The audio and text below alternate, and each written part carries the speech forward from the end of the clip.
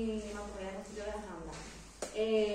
Una actividad que además agradecemos enormemente porque, aunque suene un poco limpio decirlo, es verdad que como quien no conoce su historia, sabemos que prometemos que en el futuro seguro que repetiremos las mismas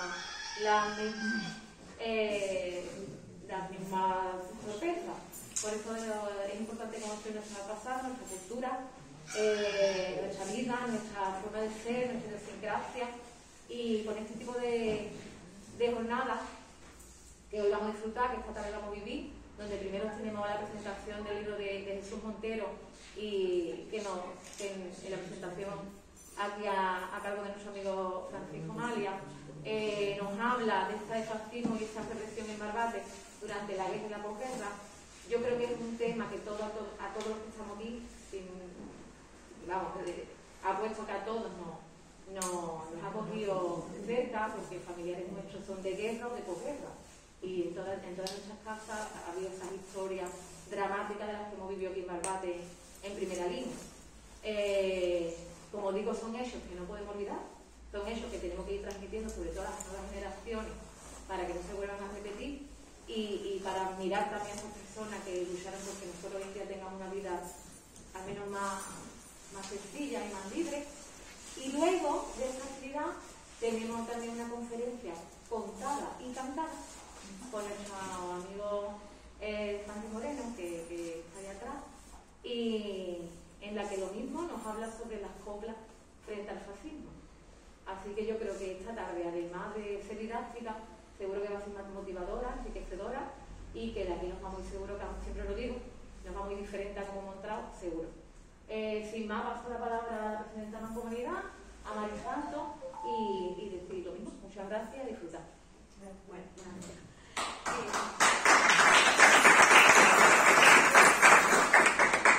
Bueno, yo ante todo daros las gracias por estar hoy aquí, a todos y a todas. Gracias también al Ayuntamiento, ¿no?, por acoger esta segunda jornada, y gracias especialmente pues, a Jesús, que nos permite que hoy estemos aquí con la presentación de su obra. Vuestra concejala os ha explicado prácticamente todo.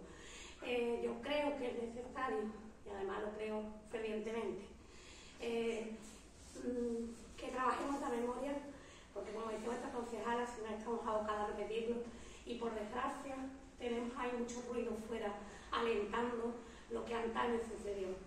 Por lo tanto, es más necesario que nunca, y yo considero que nuestro país como tal tiene un deber con las víctimas, con los familiares, pero también tiene un deber como Estado. No hemos hecho pedagogía democrática como creo que deberíamos haberlo hecho, sino que se corrió un velo y aquí no pasó nada, cuando todos conocemos que la realidad no es esa.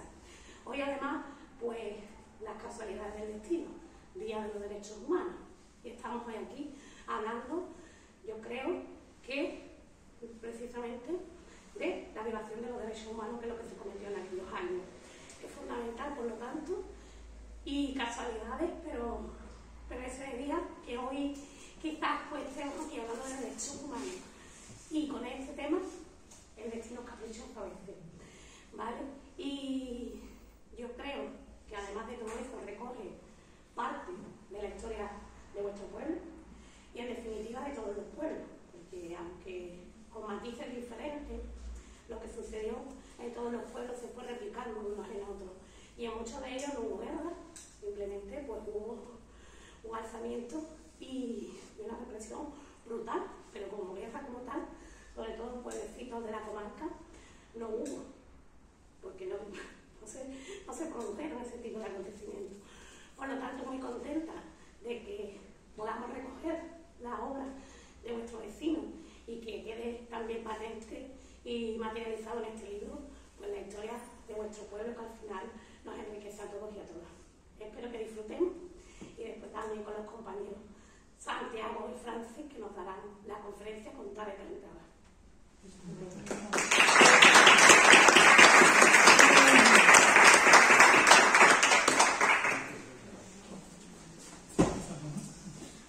Buenas tardes.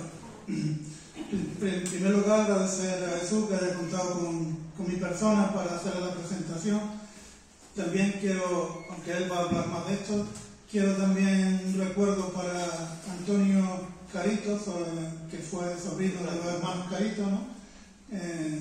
Que fallecieron una semana antes del lanzamiento nacional, pero muertos ya lo sabéis. Y también quiero tener un recuerdo que a mí me ha alegrado un poquito, y es que he leído en la prensa que parece ser que Miranda de Sardi, que fue el que editó los periódicos de Barbate, hizo una labor aquí extraordinaria, no voy a entrar en el tema. Miranda de Sardi, los restos parece ser que los hijos han dado el ADN para que a ver si localizan sus restos, ¿no? Sería algo extraordinario también. Bueno, yo, que hablamos de memoria histórica, mi memoria es muy frágil, que voy a intentar lo traigo escrito. Leo, ¿no? Estamos en la presentación del libro Fascismo y represión en Barbate durante la guerra y la posguerra de Jesús María Montero Barrada. La gente de mi generación, si me alargo un poquito de tú me cortas, vivimos una infancia en blanco y negro, como el nodo que precedía a las películas de la época. El resultado de la combinación de estos dos colores configuraba un gris de tristeza, miseria y miedo. Nuestros padres echaban sobre nosotros un manto de silencio que nos protegía de los sinsabores que ellos vivieron antes, durante y después de la guerra.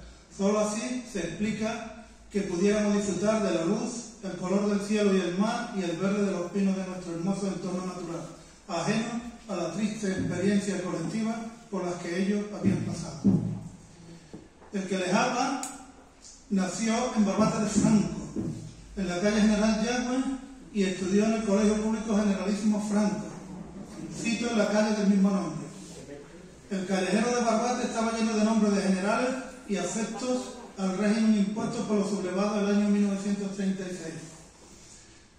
Desde entonces acá, la Ley de Memoria Histórica ha propiciado diferentes iniciativas correctoras del intento de este régimen opresor por borrar todo tipo de logros e iniciativas llevados en periodos anteriores. Y lo que es peor, imponer su épica fascista y esconder sus propias vergüenzas. El libro de nuestro amigo Jesús Montero, a mi entender, cubre un importante vacío en nuestra historia. El periodo de la Segunda República y la represión llevada a cabo durante la Guerra Civil y la posguerra. Y lo que es más importante, sacar a la luz los nombres y los hechos de las personas que la sufrieron. Era necesario que estas personas, desde el más humilde trabajador hasta el que ocupó cargos públicos durante la República, especialmente durante el periodo del Frente Popular, pasen a formar parte de la historia de Barbate y alcancen el respeto, el agradecimiento y el reconocimiento de sus paisanos. Este libro constituye, por tanto, además de un extraordinario documento histórico, un importantísimo acto de justicia y reparación. Los familiares de Francisco Tato, último alcalde pedáneo de Barbate por el Frente Popular, ejecutado a la salida del pueblo, encargaron para su tumba una placa con esta frase: no nos dejaron conocer. Ningún emblema como este recoge con tanta profundidad el sentir de los que perdieron a sus padres, abuelos o familiares a tan corta edad. En un pasado reciente tuve ocasión de hablar con dos de sus hijas, María José y Carmen, así como con los hijos de Miranda de Sardi, y también Bartolomé Utrera Morales, hijo de Francisco Utrera Rivera, y con su nieto Francisco y su nieta Ani, que está por aquí. Están aquí los dos. Lo cual me da mucha alegría verlos aquí hoy presentes. En todos ellos subyace la admiración, la rabia contenida y los deseos de justicia, así como que permanezca viva su memoria. Nada mejor que esta placa, que a día de hoy todavía puede leerse en la tumba de Francisco Javier Tato Anglada, resume estos sentimientos concentrados que le han acompañado durante tantos años. También ellos han sido víctimas de la dictadura franquista, me refiero a ellos también. Jesús Montero les ha proporcionado con su trabajo honesto, metódico, concienzudo, como es él, algo de alivio y de reparación y el reconocimiento que tanto anhelaba.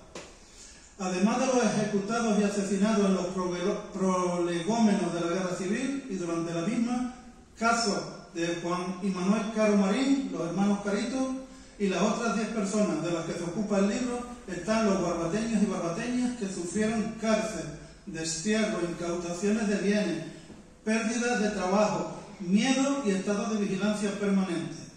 Entre las diferentes formas de represión, en Barbate, Vejer y Zahara y otras pedanías, se añadió una muy particular, la exclusión del padrón de Asa. Ya por si faltaba poco, te quito el padrón de Asa. En la lectura del libro, ahora voy a hablar un poco de mi familia, menos de eso porque me atañe a mí un poquito más, ¿no? Posiblemente cuando ustedes lean el libro encontrarán algo que no de eso. Yo me he ceñido a la memoria de niño chico yo y cómo empieza a tomar sentido a través del libro de imágenes y cosas que yo tengo de mi infancia.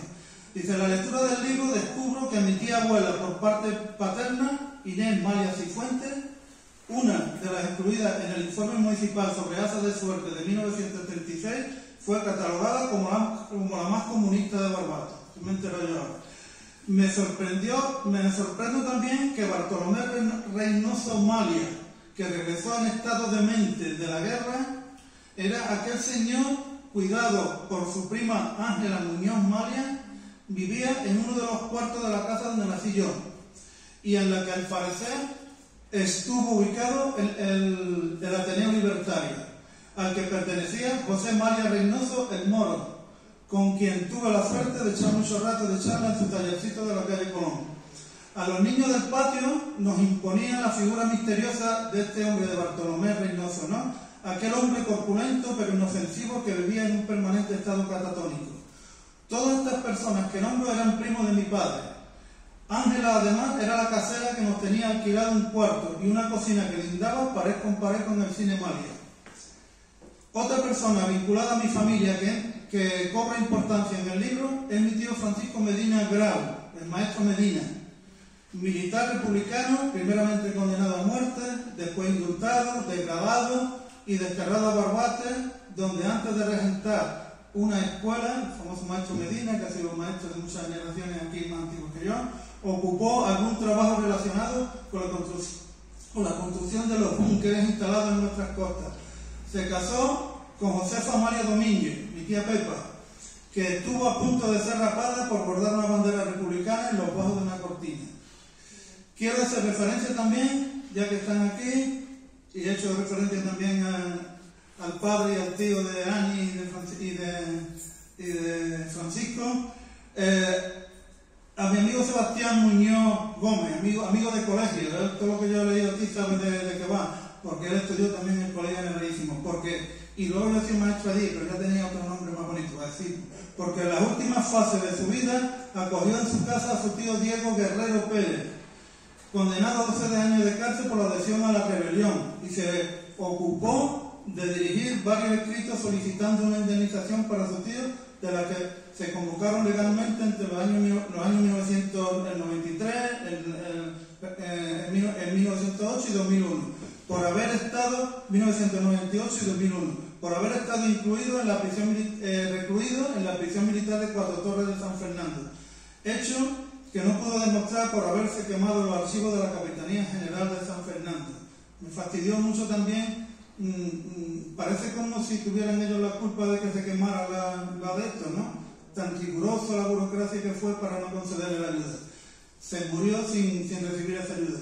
Qué extraordinario también es que yo pueda contar hoy estas cosas gracias al magnífico trabajo de Jesús Montero, un salmantino como Tato Anglada, que llegó a Barbate en 1989, ejerciendo su carrera de profesor de historia en el IES Trafalgar, autor de diversos libros relacionados con la pedagogía y la historia, como Anarcofeminismo en España, la revista de Mujeres Libres antes de la Guerra Civil, año 2003.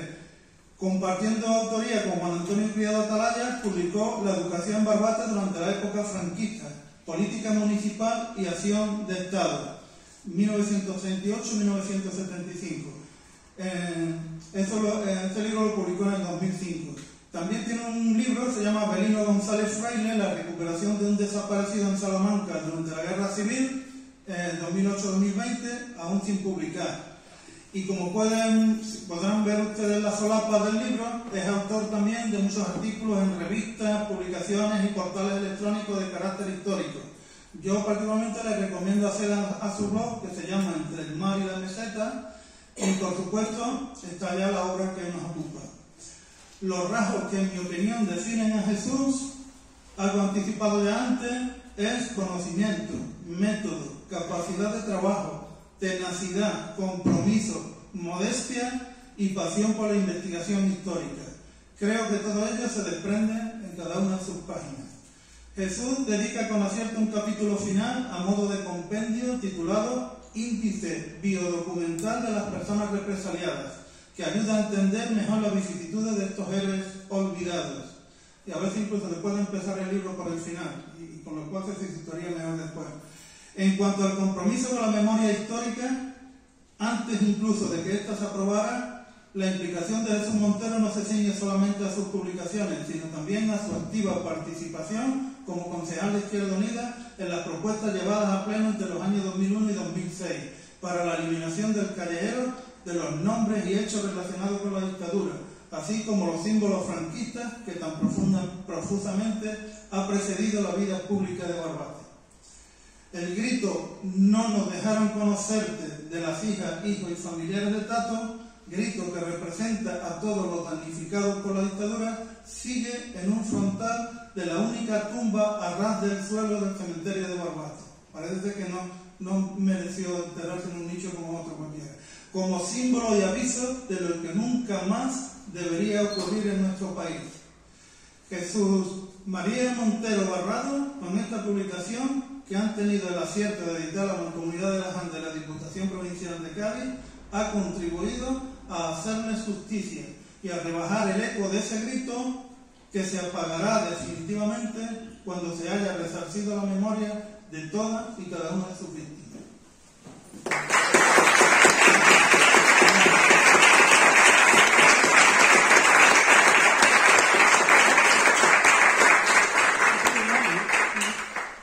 Bueno, después de estas elogiosas palabras de Paco, quizás un poco exageradas, bueno, pues me va a tocar un poquito intentar explicar de qué va este libro, ¿no? El micrófono. Vale. Digo que después de me va a tocar intentar explicar de qué va este libro, aunque yo creo que le ha hecho un compendio muy interesante de por dónde va, ¿no? Sí me gustaría partir, en primer lugar, de un hecho, ¿no? Ayer estuve hablando yo porque estuvo gestionando la posibilidad de que viniera un familiar del nieto de Francisco Tata Mandelada, se encuentra en Sevilla, no pudo venir, y entonces estuvimos conversando yo, tomando un cafetito en el Paseo Marítimo, y coincidimos los dos en mencionar la figura de Antonio Claro Corrales, que ha fallecido hace una semana, que llevaba ya un mes y medio ya mal, lo sabía yo porque había estado hablando con su hija, y que me transmitió en su momento, bueno, pues, que se ha quedado con las ganas de haber podido recibirlo, ¿no? Yo hablaba con él, fue en el mes de julio, y estaba, bueno, pues, de alguna manera ilusionado, ¿no?, en ver por dónde venir las cosas. Lo menciono porque yo creo que ha sido la persona más valiente a la hora, digamos, de iniciar el proceso de recuperación de la memoria de las víctimas yo podría decir, del fascismo. Sus dos tíos murieron asesinados una semana antes de que se diera el golpe de Estado por consecuencia, ¿no?, de un atentado por parte de un falangista, un pistolero falangista, como se había hecho en otros lugares de este país. Y yo, bueno, pues te lo digo, es decir, si no lo hubiera encargado en ese momento, pues se lo hubiera encargado a Juan Carlos Marín, exactamente, que es el que se encuentra a la derecha de la bicicleta, ¿no?, que era el líder de los anarquistas aquí en Barbate, pues se lo hubiera encargado, como iremos viendo, ¿no?, en los minutos que siguen, ¿no? Por tanto, mi reconocimiento a él. Hizo todo mi pena, mi lástima, porque no haya podido estar aquí. Y por distintas razones tampoco han podido estar su mujer y su hija, porque, bueno, ya estamos con la pandemia, ¿no? Bueno, la pandemia les ha afectado, ¿no? Pero estoy seguro que por la grabación que está haciendo José Diego se va a llevar una gran alegría cuando, bueno, pues pueda escuchar lo que aquí estamos comunicando, ¿no? No me voy a extender mucho en torno a lo que fue el golpe de julio del 36. Prefiero centrarme más en el tiempo, esto es muy largo, pero sí quiero decir una cosa. Me voy con el historiador Ángel Viñas. Ángel Viñas es el historiador que más ha trabajado en torno a toda la gestación del golpe que acabó dándose en julio del 36. Un historiador prestigioso que ha trabajado en los archivos de distintos países, del Reino Unido, de Italia, de Francia, etc., y que conoce más que nadie lo que ocurrió. Es el que dice que desde el año 34 empezaron a conspirar aquellas personas que veían que la República era un peligro para poner en duda, digamos, que estaba poniendo en duda con el poder que desde el siglo anterior habían, digamos, detentado, ¿no?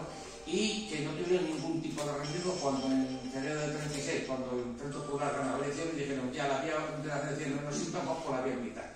De hecho, ya desde el año 34, estos monárquicos fascistizados con Carlos Sotero a la cabeza y demás, estaban negociando con Mussolini la compra de armas que estaban donando a través, digamos, de la oligarquía española, que estaban donando dinero para comprar armas, porque estaban pensando un golpe de Estado que pudiera acabar en un conflicto militar. Eso lo ha documentado perfectamente los archivos que se encuentran en Italia y se encuentran en Francia, y que por tanto me iba a pensar que aquí no fue el asesinato de Carlos Sotelo el origen del golpe.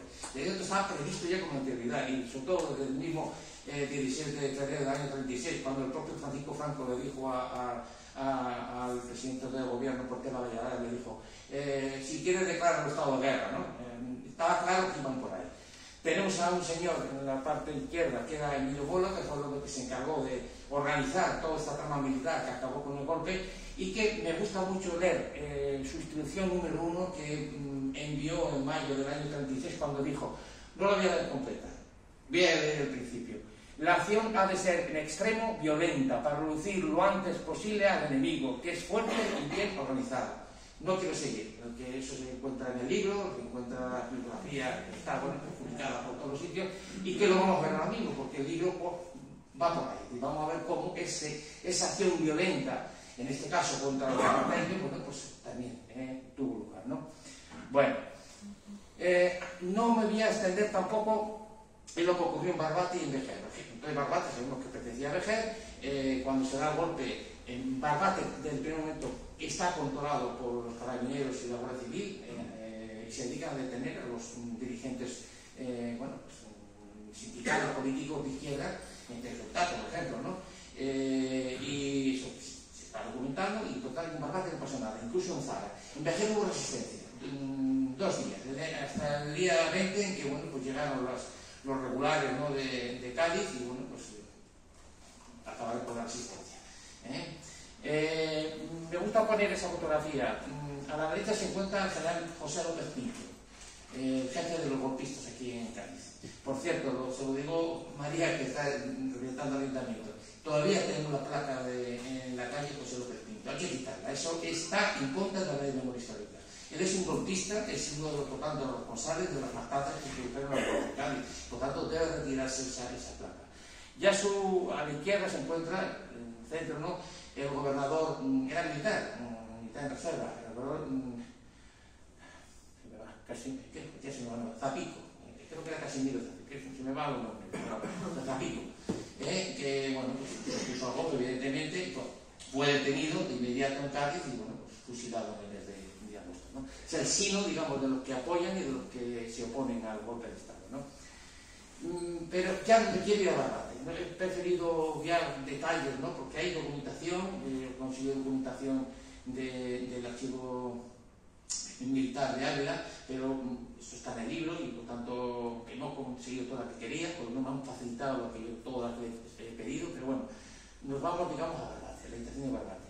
No podemos entender lo que ocurre en Barbate, no entendemos, bueno, porque es un pueblo, una aldea, una localidad dependiente o perteneciente al municipio de Vejer, muy próspero, muy dinámico, en la actividad pesquera y la manufacturación y importación de pescado, bueno, pues hizo que un pueblo que era una aldea fuera aumentando en población y en actividad económica, y que estaba controlado, bueno, por una serie de personas que eran propietarios de barcos, propietarios de la almadraba, de las industrias auxiliares, etc. Ahí podéis ver en la parte de arriba hacia el Centro Romeo, en el centro, ¿no?, que era bueno, pues el propietario bueno, fue propietario, concesionario de la Hermandad de Barbate y de Zara. Lo que pasa es que luego, como con la dictadura de Primo de Rivera, se conformó ese Consorcio Nacional de Madravero, bueno, pues fue uno de los accionistas de ese Consorcio Nacional de Madravero. Tenía el Barrao también en la provincia de Huelva, era propietario de varias de las fábricas que había aquí en Barbate, en la provincia de Huelva, etcétera, etcétera, ¿no? Aparecen ahí otros dos personajes muy curiosos que son perdonadme, pues es Vitorique y Aniceto, ¿no? Aniceto, que está a la derecha. No, ese es José Pérez Llor, porque está... No, es José Pérez Llor, aquí está a la derecha. Vitorique, se me van los nombres. Demófilo Vitorique y José Pérez Llor. Los dos provienen, igual que la familia de Jaime Romeo, vienen de Levante. Es un sector de personas que vienen, que acaban llegando a Reclamando Barbate y bueno, pues crean todo pues su actividad pesquera o industrial, la desarrollan aquí en Barbate, ¿no? Es lo que denomina yo una burguesía cuasi foránea, porque buena parte de esta burguesía proviene de fuera. Hay más casos, el caso de Aniceto Ramírez, que viene de Zafra, en la provincia de Badajoz, el caso de Ramón Corrales, creo que viene de Daimiel, de la provincia de Ciudad Real, etc., ¿no? Y abajo he puesto tres personajes que también pertenecen, digamos, a lo que sería, digamos, la burguesía barbateña. Los que están en el centro y a la derecha son miembros de la familia de los Crespo. En este caso son los hermanos Juan y Francisco Crespo Manzanares, propietarios de barcos. Tenían una concesión de Albarraba en Marruecos, en la zona de Marruecos. ¿No? La parte que me ha gustado ponerlo porque se sale de ese ambiente. Él es un hombre de campo, un gran propietario del campo, que fue el que fundó Cinemaria, que es Alonso María, ¿no? Bueno, pero he querido dejar constancia a través de lo que ya parece que esa burguesía que prospera, que se está enriqueciendo, que va invirtiendo cada vez en distintas actividades económicas, tiene sus diferencias, porque los intereses de la Almadraba son distintos a los intereses de los armadores que están pescados, ¿no? Pues he puesto ahora una fotografía, ¿no? La flota pesquera por un lado y una fotografía de atunes, ¿no?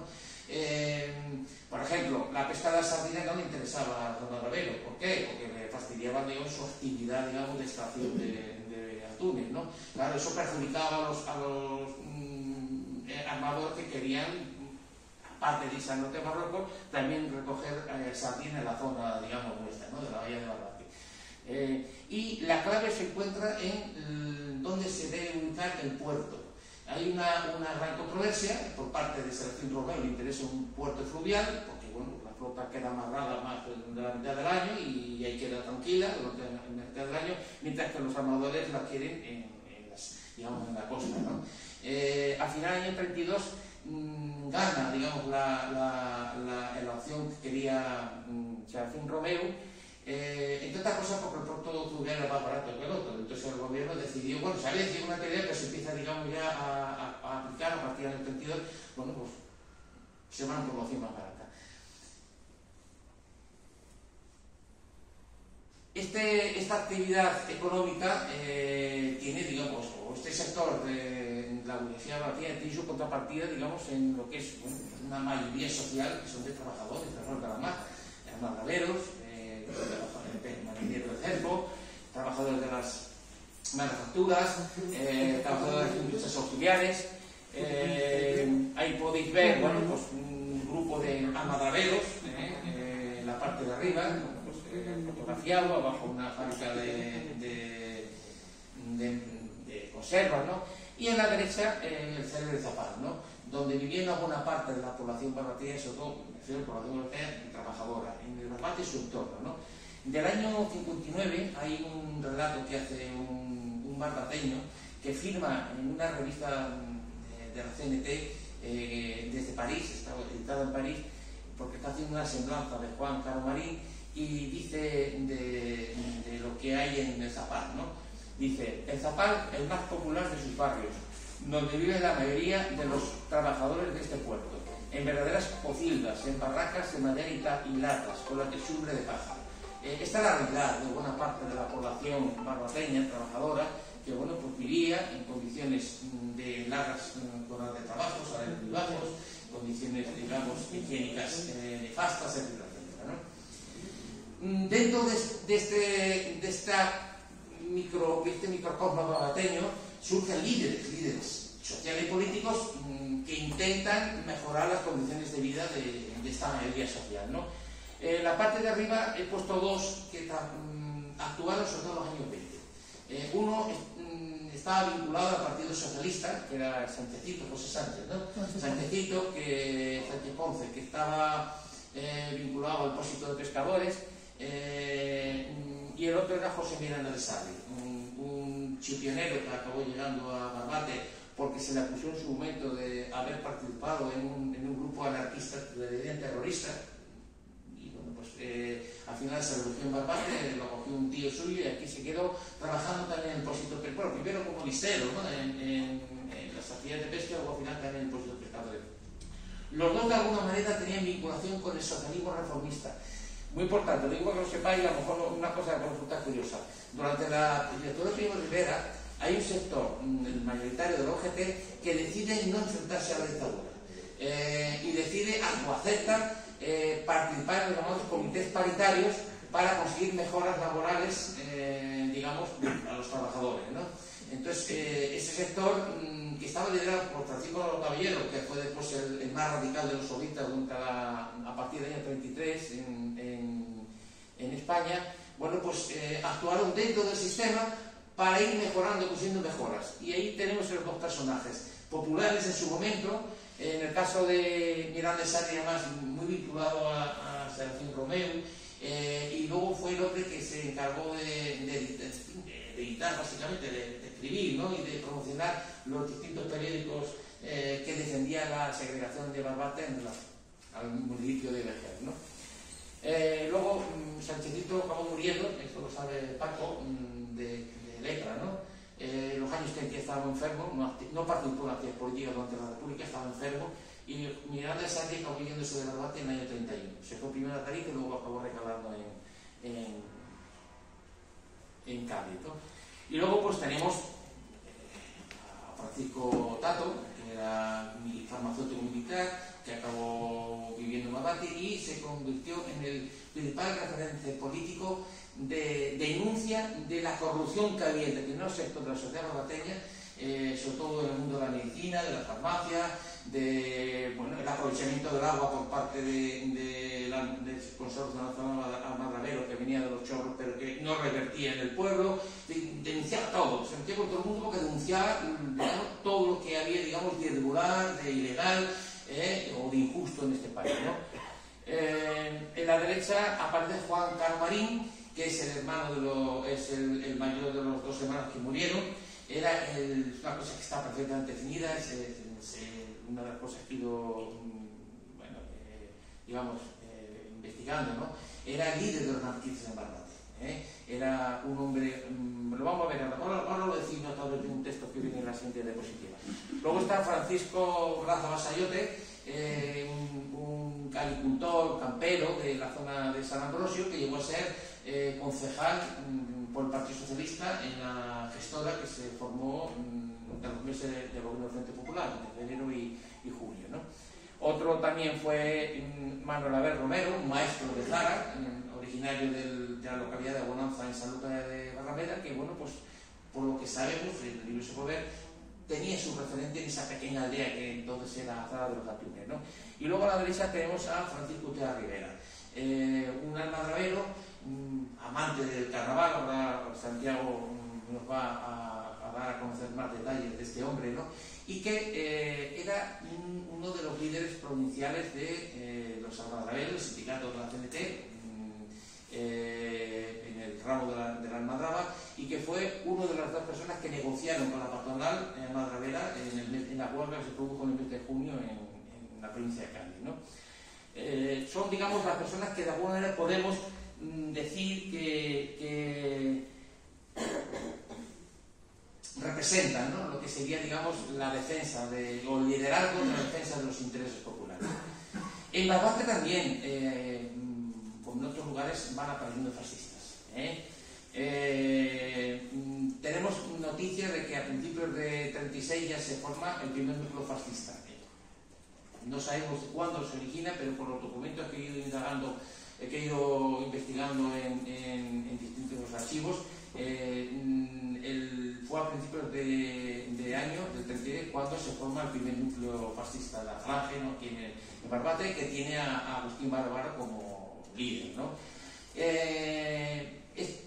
Los dirigentes de la Falange de Barbate y de Vejer fueron detenidos en el mes de abril como consecuencia, digamos, de la aplicación de una orden que venía del Ministerio de la Gobernación, en la cual había que detener a los dirigentes de los distintos grupos falangistas en España, porque estaban acusados de provocar atentados, desórdenes, etcétera, etcétera. Digamos, acusados de instigar a la violencia dentro del país.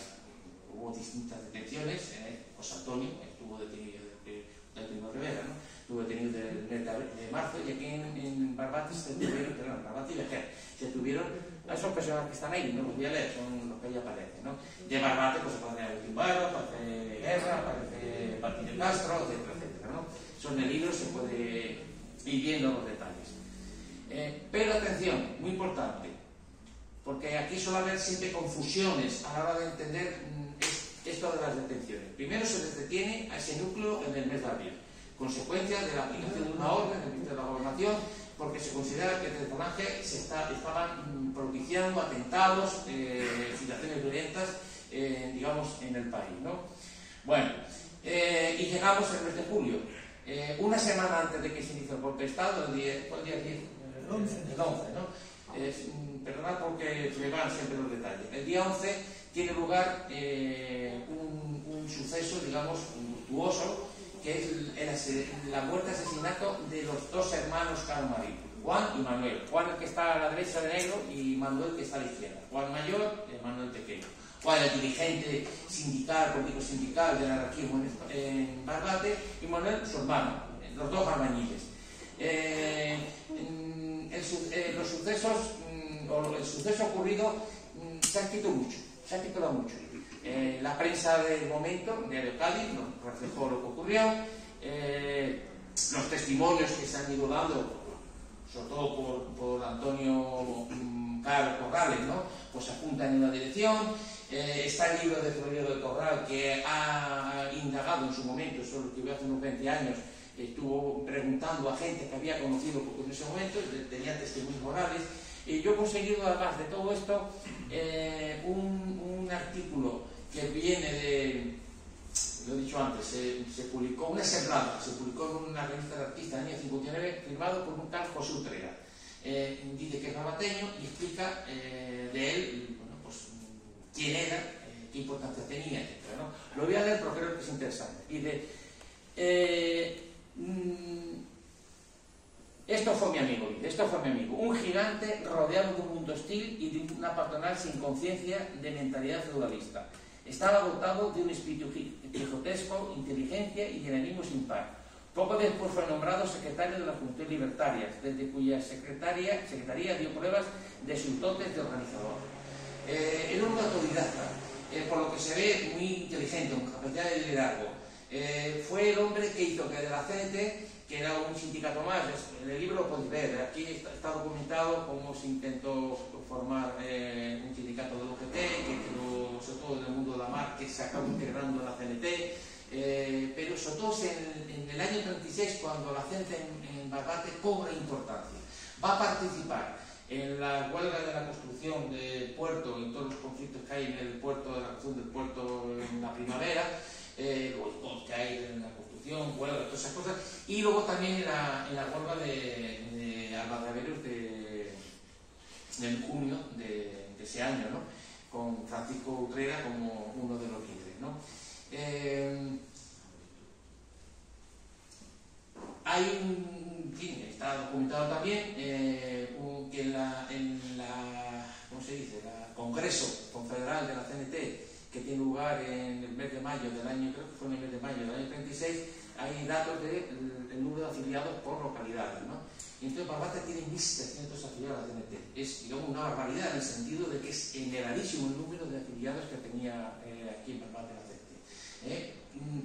Nos da una muestra del clima social que hay en Barbate, de alguna manera, bueno, pues, en pro de conseguir una, digamos, bueno, pues una mejora de las condiciones de trabajo de los sectores humildes. Juan Carmarín, por lo que sabemos, no tenemos pruebas, pero se pagó a un pistolero para que, bueno, pues para que lo matara.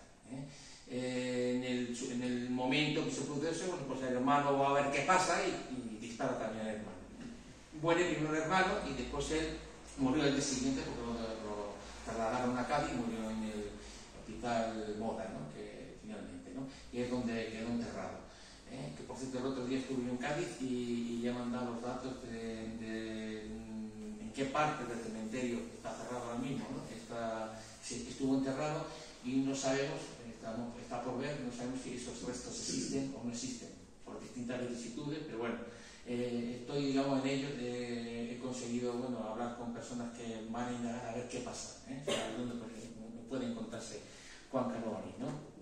Ahí podemos ver que el entierro fue un entierro multitudinario, era una persona muy querida en el pueblo y bueno, pues en una semana es cuando se produce en este país golpe de Estado que va a hacer que, bueno, pues en muy poquito tiempo se produzcan un viento de represión durísimo contra una ola, un tsunami, como vamos a ver, ¿no? De represión durísima contra las personas que de alguna manera están vinculadas a lo que es el Partido Popular y sobre todo contra sus líderes o representantes. Ahí he puesto esa fotografía, luego voy a sacar más diapositivas. He puesto diapositivas porque son las personas que murieron, que mataron, ¿no? Entre los años 36 y 37. Todos desaparecidos menos 3. No están desaparecidos, pero yo he incluido a los hermanos Carmarín, porque es parte de la represión fascista. Aunque sea un atentado previo, es parte, digamos, de lo que es el sentido, digamos, represivo violento que tiene el fascismo, ¿no? Están los hermanos Carmarín, arriba a la derecha y abajo a la derecha, que uno fue enterrado en Barbate, aunque no sabemos dónde se encuentra, posiblemente, en fin, cosas ya pero se enterró en Barbate. Y el otro fue enterrado en Cádiz y no sabemos dónde está, pero vamos a ver si podemos indagar qué ha pasado. La cosa es más compleja. Son estas cosas que tienen los cementerios, que si cuando una sepultura no es de propiedad, que si luego se sacan los restos y se hacen cosas y mandan rosario, en fin, estas cuestiones que ya sabemos cómo van. Y luego está el caso de Tato. De Tato. Yo siempre digo eso, Tato tuvo la suerte de que su padre era militar, incluso era amigo de Eco de Llano y consiguió que su hijo fuera enterrado. Castigado, luego vamos a verlo, ¿no? Porque ya ha hablado Paco, lo vamos a ver. Castigado para ser, en vez de ser sepultado en un nicho, sepultado en el suelo, ¿no? Y curiosamente ese castigo que se le infligió, en ese momento, resulta que ahora es el testimonio de la barbarie de ese momento, ¿no? Porque está ahí presente, digamos, como lo que se hizo en ese momento, ¿no? El resto están todos desaparecidos. Las personas que no tienen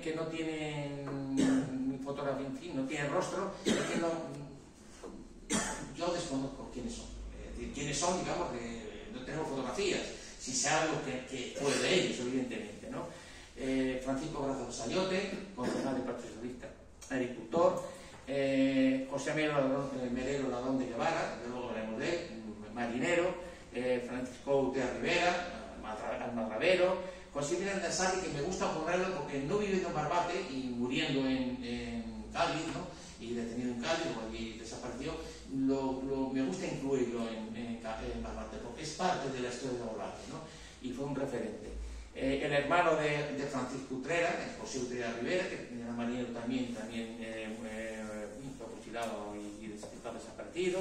Está en la parte de abajo se encuentra Manuel Abel Romero, el maestro de Zara, y luego aparecen otras 3 personas que son los compañeros de detención, no detención, de detención en la cárcel de Cádiz con el Tato, que fueron José Oliva Ramírez y Juan Porta Crespo, que bueno, pues al final acabaron metiendo a los tres en el mismo procedimiento judicial y que bueno, pues los tres acabaron muertos, ellos dos desaparecidos.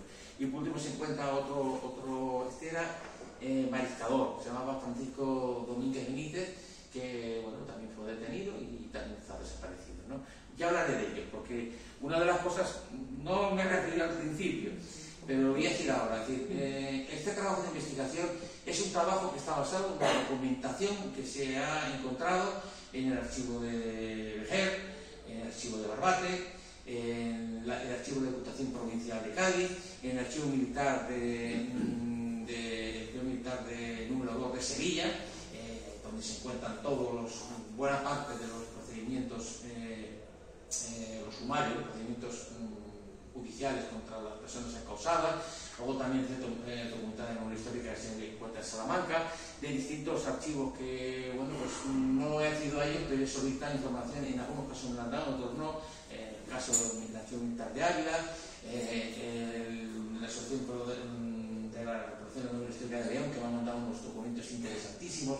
En fin, Alicante tiene una manera de cosas, en fin, eso lo podéis ver en el libro, eso es lo que está documentado, yo no invento nada. Es decir, yo puedo decir juicio de valor si digo que, bueno, no es juicio de valor, es decir, que fueron violentos, evidentemente es que es así, son violentos, es que está todo documentado.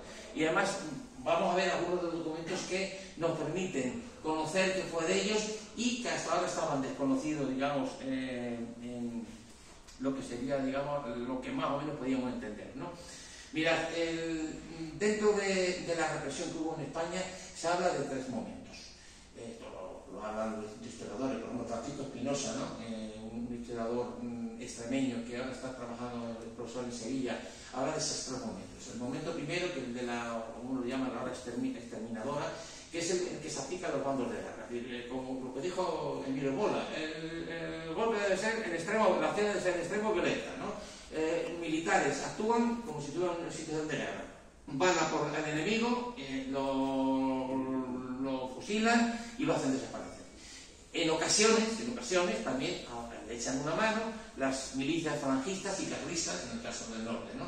Que se encargan también de hacer esa limpieza, ¿no? Esa limpieza política, ¿no? Contra los llamados en su momento rojos, ¿no? Esa obra exterminadora va a afectar a varias de las personas que murieron, ¿no? En el caso yo la de Barbate, ¿no? Ahí tenemos tres. Uno es el de Manuel Abel Romero. De Manuel Abel Romero he conseguido del Archivo General de la Administración, que me han enviado documentación, todo el archivo, ahora digo lo que ocurre con él, ¿no? Un archivo muy interesante. Bueno, ahí podéis ver, ¿no? Como aparte, ¿lo veis? ¿Veis que pone fusilado ¿lo veis? ¿Se ve o no se ve? En rojo, Bueno, este hombre era maestro. Este hombre desapareció. Este hombre, cuando una vez que ya está muerto y desaparecido, resulta que le abren un expediente de depuración como maestro. Y finalmente, después de una serie total, en el año 41 se decide finalmente que es separado del cuerpo de maestro, del magisterio. Dice, ¿cómo puede hacer barbaridad? Si está muerto, claro. En el momento que se separa del cuerpo, nadie tiene derecho a recibir una pensión, si una mujer de viudedad. Es el castigo, un castigo económico, ¿no? La documentación, digamos, porque es que no sabemos nada de él, excepto lo que en ese expediente de depuración, que lo tengo completo, se puede ver cómo se va diciendo, que se dice, y entre otras cosas aparece fusilado. Venga. Bueno, hay una cosa muy curiosa. Perdonad, es que este ordenador que tengo aquí me está funcionando. Mirad lo que dice en el año, en el 38, un informe. Dice, el maestro nacional don Manuel Abel Romero residía en esta, sino en la inmediata aldea de Azada de la Altura. Este es un informe del Ayuntamiento de Barbate. Perdón, del Ayuntamiento de Barbate, también esa forma, enero, de, digamos, la alcaldía pedánea. Y según noticias, falleció al principio del glorioso movimiento obrero de España, víctima de sus hierros, dicen eso, ¿no? De sus hierros, ser socialista, ser maestro, intentar, como hicieron tantos maestros en su momento, que los niños a los cuales, bueno, pues la enseñanza, el acceso a la educación, la enseñanza era, digamos, un derecho, bueno, pues con muchos hierros, ¿no? Tengo distintos informes de la Guardia Civil, del cura Manuel López Benítez, que enviaron informes negativos sobre esta figura. Está perfectamente documentado. No sé si lo he publicado, creo que no lo he publicado, pero aparece, están esos informes. Son informes bastante numerosos, ¿no? Luego se encuentra el caso de, perdonad porque yo, este es el de, sí, este es de Manuel Domínguez. Este hombre, Manuel Domínguez, según el sumario que se le abrió cuando fue detenido, se dice que cuando pasaba, aquí enfrente, donde estaba el casino de Barbate, que pasó inmediatamente a ser la sede del cuartel general de la Falange de Barbate, y luego pasó a ser el ayuntamiento, una vez que se produce, digamos, la independencia, ¿no?, de Barbate. Pasaba por el cuartel, dice que discutió con uno de los guardias, y lo insultó. Mejor que imaginar el 20 de octubre del año 36, un pobre hombre que está muerto de miedo porque era de la CNT, que pasa y se dedica a insultar al guardia, ¿no? Una cosa que es inverosímil. Lo detuvieron, bueno, pues en octubre. Yo he hecho una aproximación, solo podéis ver en el libro, de cuándo pudo haber sido asesinado y desaparecido. Sigo pensando a finales de octubre, ajusto un poquito las fechas, porque hay informes del TVG, del Ayuntamiento de TVG, para pedir informes a Barbate de quién se trataba, etc. Eso lo podéis ver, ¿no? Luego está otro caso, que aquí familiar hay, digamos, está la nieta de Francisco Braza Basayote, la mamá Frasquito, que se sabe que bueno, pues lo mataron y está desaparecido. En el archivo de Vejer localizado del año 41 un escrito en el que se dice lo que ocurrió con él. Vosotros sabéis que cuando luego seguiremos hablando de las etapas, ¿no? De los momentos de la represión. Cuando se está acabando la guerra, los que van a acabar siendo, digamos, conformando el nuevo régimen, una de las prioridades es elaborar dos leyes que intentan dar cobertura legal a lo que está ocurriendo. La primera de esas leyes es la ley de responsabilidad política que se aprueba en febrero del año 39. En ella se dice que todas aquellas personas que han pertenecido a grupos de izquierda, hayan participado en las actividades desde el Frente Popular, desde el 16 de febrero vienen desde el Frente Popular, y durante la guerra tienen que pasar por unos tribunales, de responsabilidad política, para que sean, digamos, bueno, evaluados, ¿no? ¿Qué ha sido de ellos? Y bueno, lo que haya, ¿no? Entonces, en el año 41, el Tribunal de Responsabilidad Política de Cádiz le pide al Ayuntamiento de Vejer que informe sobre una serie de personas, entre ellos Francisco Braza Basayote, y que digan qué es de él. Claro, iban pidiendo, pues si vive, pues habrá que encausarlo, ¿no? Y claro, le contestan: pertenecía al Partido Socialista y fue concejal de la gestión del Frente Popular Municipal hasta el glorioso Movimiento Nacional. Fue aplicado bando de guerra. Tenemos ya, por lo tanto, una prueba de lo que fue esa actividad expeditiva, de esa ola represiva, exterminadora, que se produjo entre los meses de julio y finales de año, principios del año 37. Aquí tenemos otras tres víctimas. Entre los detenidos, en Barbate o como a Vejer, y luego desde allí, dependiendo de las circunstancias, pues se los llevaban a donde correspondiera, ¿no? Entonces, allí estaba Tato y estaban dos marineros, pero un marinero y un marizador. Juan Portas Crespo, que era de Sanlúcar, era de Chipiona, pero su familia seguía vivir a Sanlúcar, y él trabaja aquí de marizador, y un barbatino se llama Antonio Oliva Ramírez. Entonces, se les acusó que estando en la cárcel hablaron mal del ejército, y se les abre por la izquierda un procedimiento militar. Aquí lo tenemos, entonces se encuentra en Sevilla, donde la documentación es amplísima.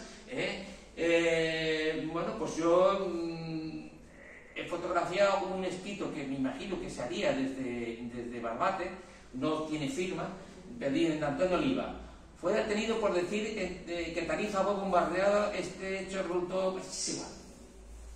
acusado, vamos a decir, que de tonterías, ¿no?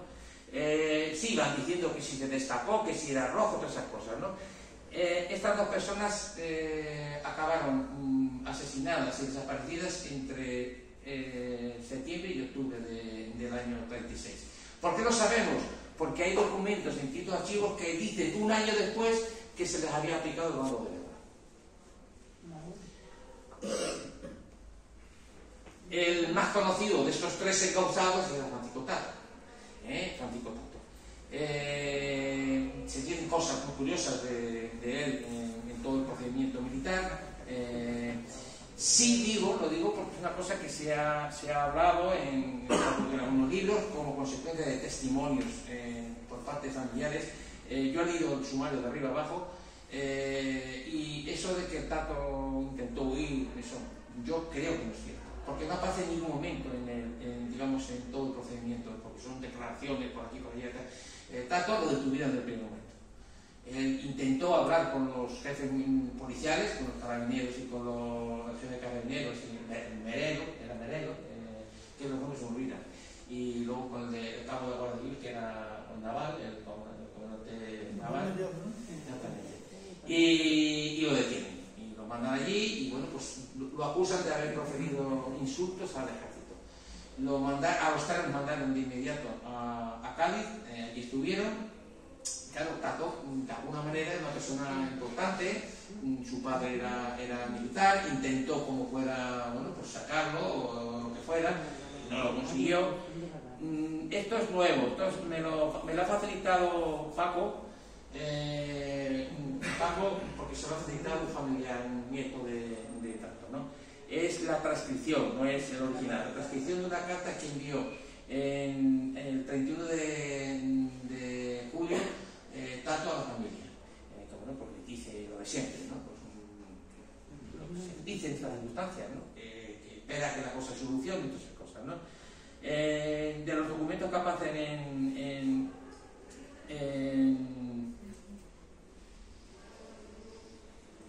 el archivo militar de Sevilla, por ejemplo, hay uno importante, el 21 de agosto, hay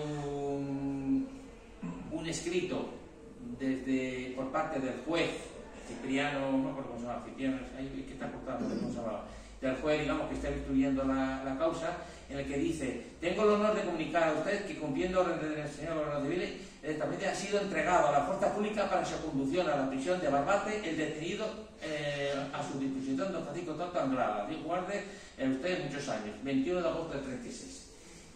Digamos, cuando se decide que venga para Barbate, ¿sabes? Cuando fue conducido, llegando a la zona de la Fuente del Viejo, ¿no? La zona donde está la Venta de Oro, dicen, es que intentó huir, había pedido ir a orinar, me imagino, ¿no? Intentó huir y claro, hubo que disparar, ¿no? Eso es lo que llama la ley de fuga, ¿no? Esas cosas que se hizo tan ya del siglo XIX, tan famoso en nuestro país, y se la aplicó a Tato, ¿no? Otro de los documentos que he puesto, algunos están escritos ahí, ya hace referencia a ella que había desaparecido de cómo la... ¿Cómo voy a esto? F5. Vamos a hacerlo. Un momentito, perdonadme, pero es que... uno de los... presentación... Y ya vamos.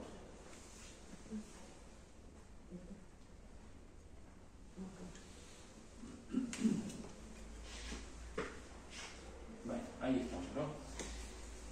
Una vez que ya se sabe que ha muerto, claro, la viuda pues pide información y que le den eso, y bueno, y una petición que hace a finales de mes, bueno, pues para que se le restituya el dinero que cosas personales que tenía, ¿no? Bueno, porque nos hace ver de que este hombre fue asesinado posiblemente el día 21 y que bueno, pues hizo todo lo que había que hacer para conseguir, ¿no? Que por lo menos se fuera conociendo los detalles de su muerte.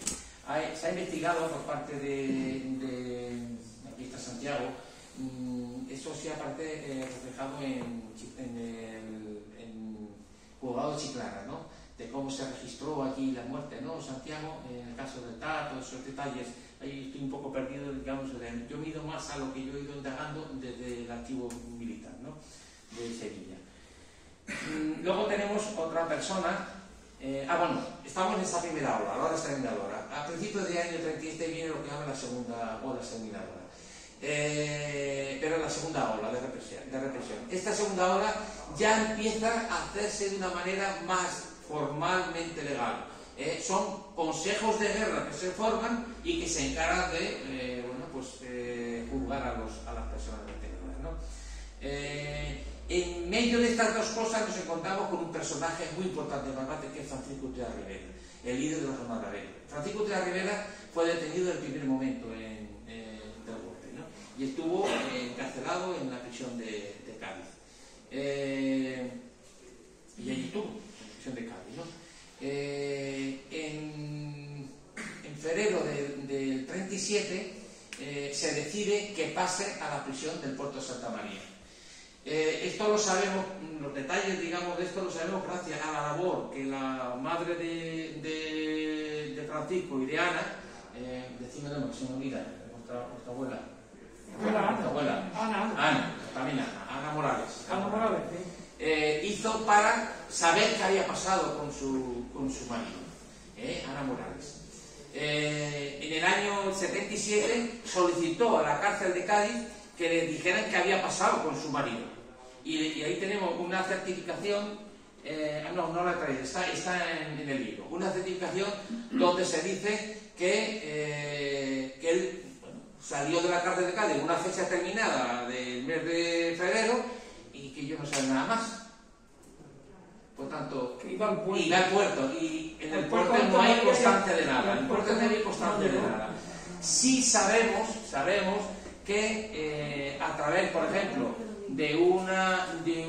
está en la parte derecha, ¿no?, un documento de una agencia de una caja de ahorro provincial en el que me imagino que la viuda pediría, el dinero que tuviera, lo que fuera, ¿no?, y aparece escrito 10 y 17 de febrero del 37, falleció Francisco Utrera. Según eso falleció en esa fecha. Pero curiosamente es una cosa que la recogí en el mes de mayo gracias a los documentos que me aportó Ana Utrera. Aquí aparece en uno de los documentos también de nuevo que el 17 de febrero del 37 murió este hombre. ¿Dónde están los años? De Cádiz al puerto, de Cádiz salió, del puerto no llegó. Donde esté no lo sabemos.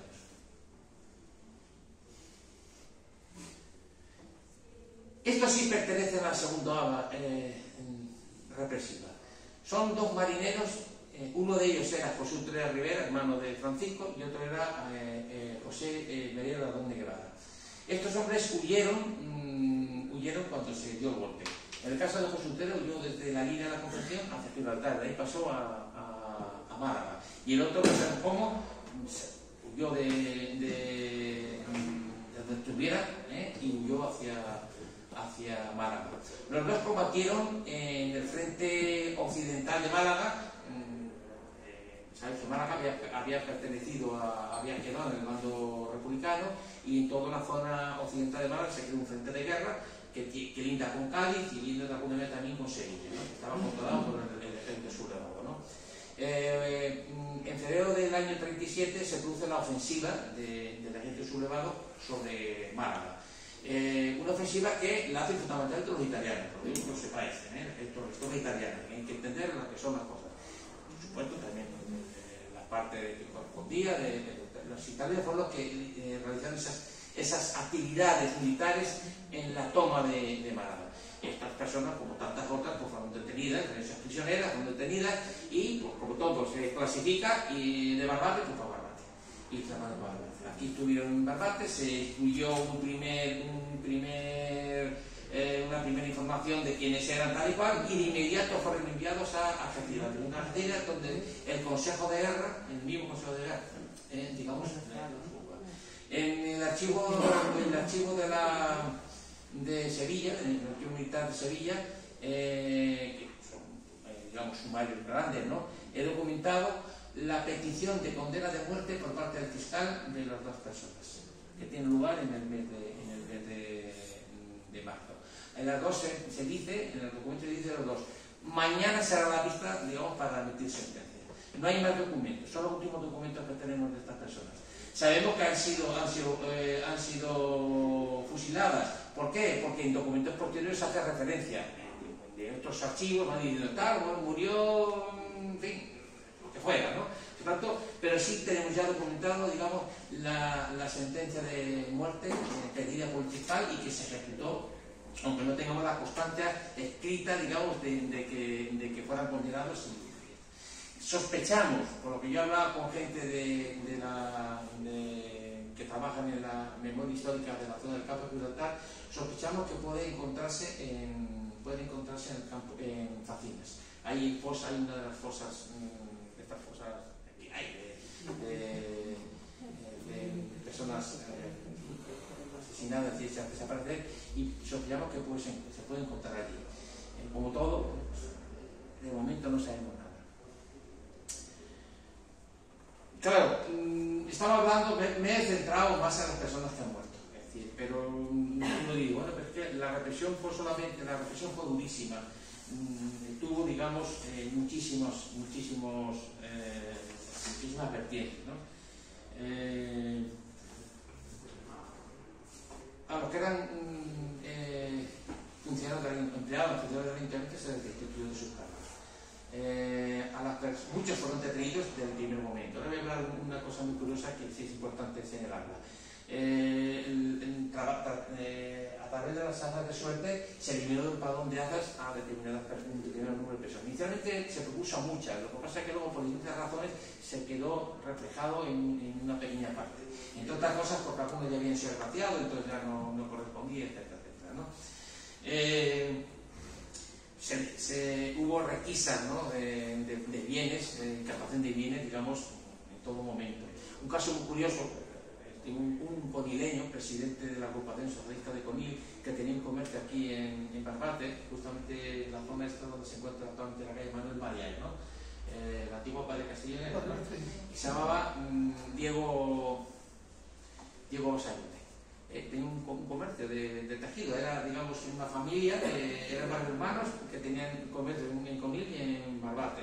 Y él, bueno, pues tenía aquí, fue detenido en Conil, pero le quitaron todo, evidentemente, entonces nada. Estuvo en la cárcel, evidentemente, y sus saquillos, ¿no? Estaba a la orden del día, ¿no? Todo lo, digamos, que eran las detenciones, destituciones, depuraciones en los casos de los maestros, ¿no? Que afectó en el caso de Barraza solamente a Manuel Romero, ¿no? Pero en otros lugares afectó muchísima gente, ¿no? Depuraciones de personas que habían sido bueno, pues se vinculaba con el bando republicano, ¿no? Amenazas, humillaciones. Ella ha hablado del caso de una tía suya, ¿no? Hace un par de semanas hablé con una persona que era familiar de unas mujeres que dice que sufrieron también el rapado aquí en Barbate. No tengo documentado nada de eso. Son dos testimonios. Lo que me ha dado Paco, lo que me ha dado una tía suya, prima tuya. Una tía. Es tía, ¿no? Mi tía... Antonia es mi tía... Sí. Mi tía Pepa, decimos la de Alicante, la hemos dicho siempre porque vivía allí. Sí. La mujer del maestro Medina, era hermana de mi padre. Sí, pero me dijo es tu prima. Sí, mi prima. Me dijo también que su madre, la mayor. La mayor Antonia. Me dijo que su madre había sufrido digamos, amenazas y rapado. No hay constancia. Pero ya me han dado varios testimonios. Estamos hablando, digamos, de algo que, bueno, ha ocurrido. Eso en otros lugares estuvo a la orden del día. Es decir, eso de rapar a las mujeres, pasearlas por las calles montadas en burros, en carros, obligarles a tomar el aceite de ricino para que el escarnio fuera, digamos, más intenso, ¿no? De Barbate no tenemos nada más que casos, el de familiar tuyo y esta mujer que me habló de varias tías suyas. Testimonios, yo no digo nada más que testimonios que han dado. Bueno, hay casos muy curiosos. Hubo gente que huyó de Barbate, o bien de donde estaba trabajando, en este caso en el norte de África. De Tánger huyeron bastantes personas hacia el bando, hacia Málaga. Incluso algunos barbateños, en el año 37, está documentado, todo esto está documentado en los archivos, lo podéis ver, estaban pescando, faenando en las aguas tradicionales de, bueno, las aguas, digamos, de Marruecos francés, ¿no? En Quinitra, ¿no? Que pertenecía al sur de la Aranza, ¿no? Que huyeron hacia la zona, hacia el bando republicano. Hubo muchas huidas a través de barcos, desde Santipete también se sabe que huyó gente, y también es una cosa que no sabemos los detalles, pero él me dio una pista y con eso, digamos, de alguna manera me ha permitido entender cómo mucha gente desde el propio Barbate intentaba huir a través del Retín. El Retín, la Sierra Retín fue una vía de escape para enlazar, bueno, por lo que es la zona de altos locales. Desde ahí llegar a Sauceda, llegar después a la zona de Corte, toda esa zona, ¿no? De occidental de Málaga, ¿no? Y entonces hay bastante caso. Hay un caso muy curioso, el caso de un familiar, ha venido aquí, el Pepe Moro, el padre de Pepe Maya, Pepe Moro, el padre de, ¿cómo se llama? José Maya, ¿no?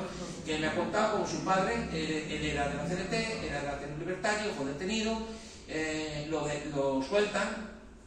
Se dieron muchos casos de esos, y entonces él lo primero que hizo, quiero huir, como tanta gente hizo, quiero huir.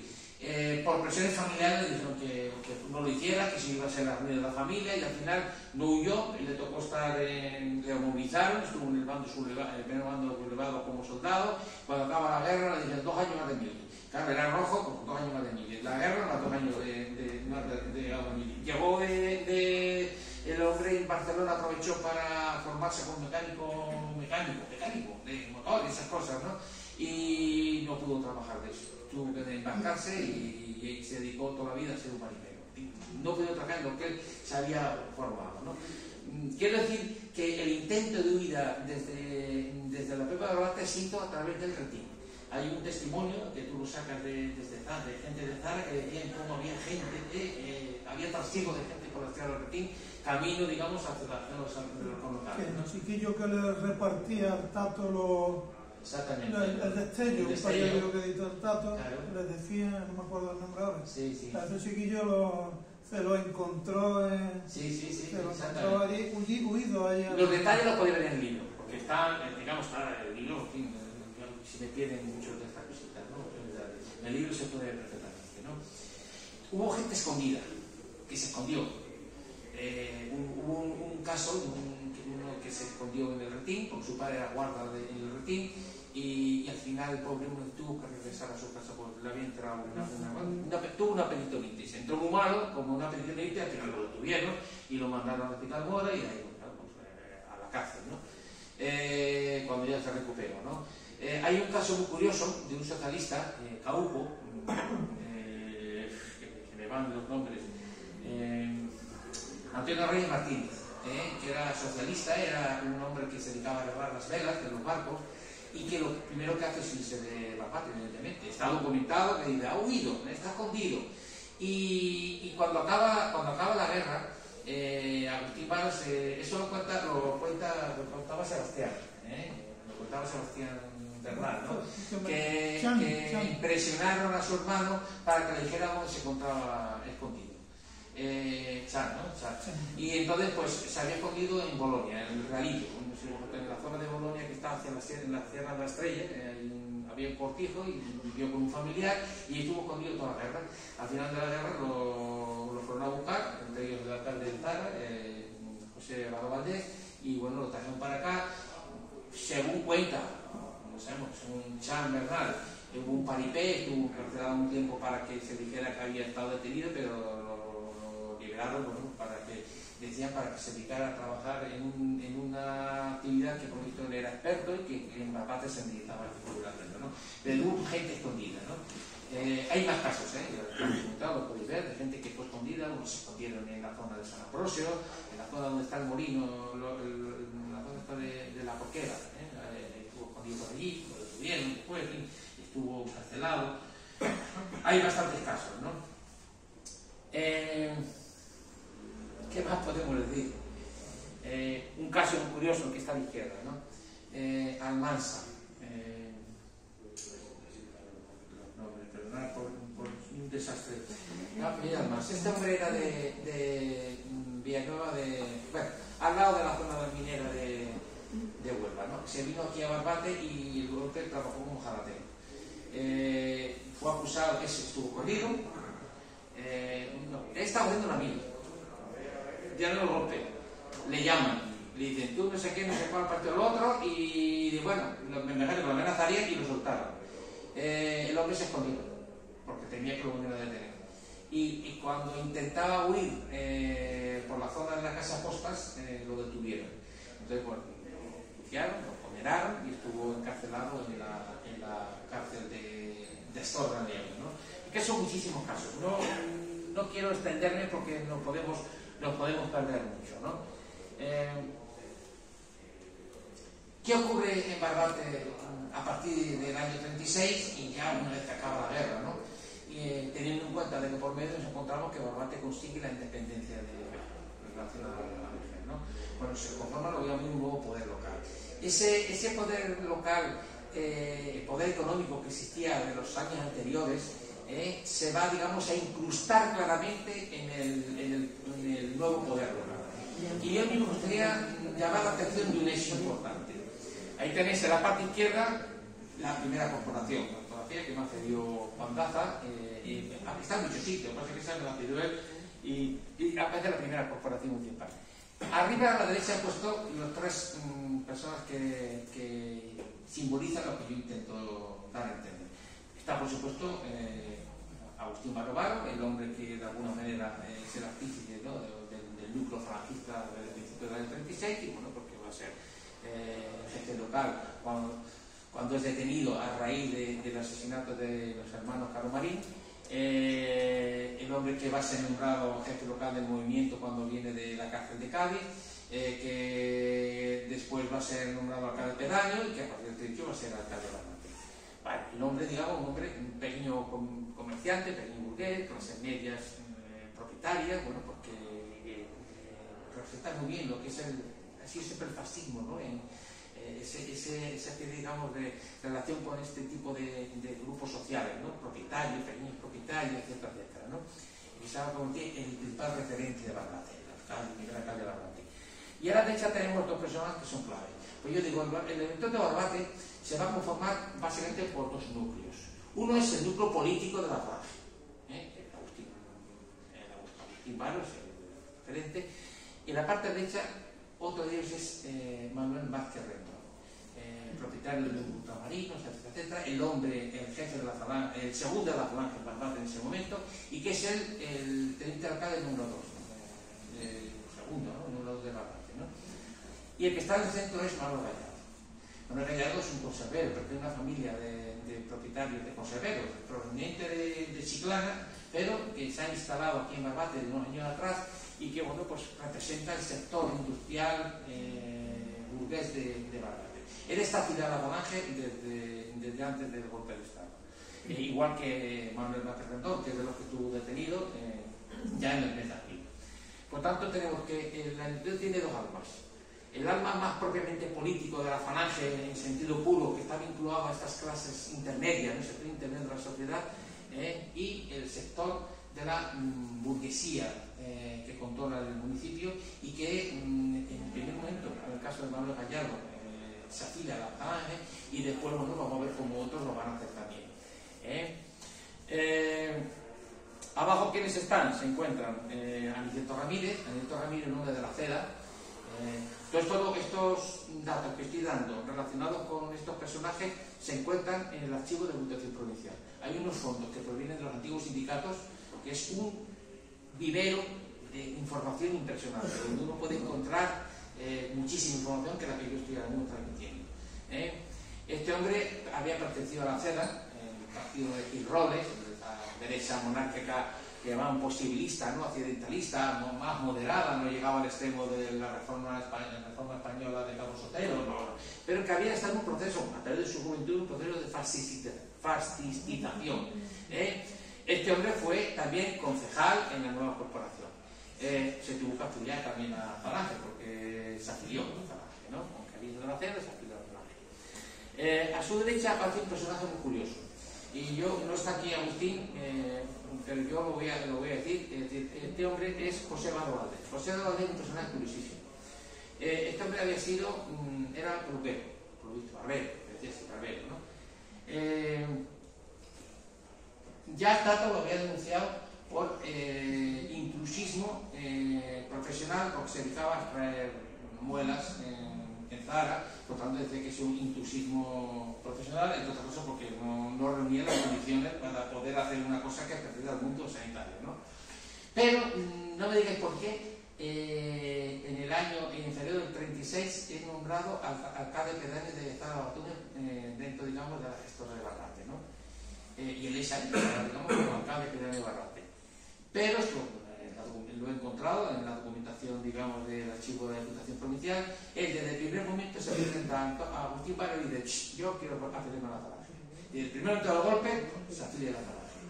En los primeros momentos no aparece él, digamos, como uno de los referentes, porque el primero que aparece, yo creo que es un tal Agustín García Madera, Luis García Madera, que aparece como alcalde pedáneo durante un tiempo, pero luego ya aparece él, y de hecho va a ser concejal y alcalde pedáneo desde que Barrate se independiza, ¿no? Por tanto, yo lo digo aquí, a quien corresponda, porque yo he visto en la 99 PG que aparecen estas personas represaliadas. No, esta persona no está represaliada. Esta persona fue destituida con todos los miembros de la corporación municipal porque fue una orden que venía, digamos, de la autoridad militar, de Cádiz. Todo lo que sean concejales tal quedan destituidos. En su caso, se presentó de inmediato ante Agustín Baro para decir que se afiliaba a la falange. Y de hecho, bueno, pues uno ve lo que aparece en eso y creo que lo he puesto por aquí. Ahí aparece, en el libro aparece. El informe, uno de los informes donde habla de lo buen falangista que era, ¿no? Por tanto, no podemos hablar de un represaliado, una persona que participó, digamos, lo que digamos, el poder que de alguna manera se lanzó, ¿no?, contra, bueno, pues esa parte de la población que fue duramente represaliada, ¿no? Luego abajo aparecen dos personajes curiosos. Leo, familiar tuyo, Carpio Cosano, en la parte izquierda, un caso muy curioso. En el archivo de Cádiz aparece que fue concejal en Cádiz en los años 20 durante la dictadura de Primo Rivera. Luego vino a Barbate. Yo tengo documentado por Salamanca, el archivo de Salamanca, que se había afiliado a OGT. Intentó, en algún sindicato que estaba vinculado a OGT, intentó ser representante, no fue elegido. Sin embargo, en el archivo de la Diputación Provincial aparece que ya era simpatizante de Falange desde abril-mayo del año 36. Va a participar en distintas cosas, llegó a ser uno de los miembros del juzgado de paz aquí de Barbate, en el caso de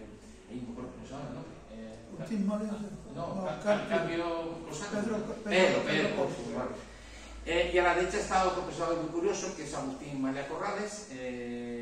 Bueno, es un empresario de la construcción de barcos. Políticamente no se sabe nada de la República, pero bueno, se vincula a todo este mundo durante el año. Llegó a ser juez de paz. Pasa que lo he puesto porque no voy a hablar de, digamos, de un hecho muy curioso, ¿no?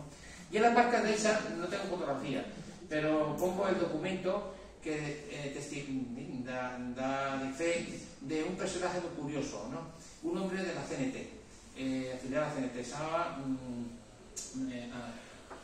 Manuel Maínez de los Reyes, ¿no?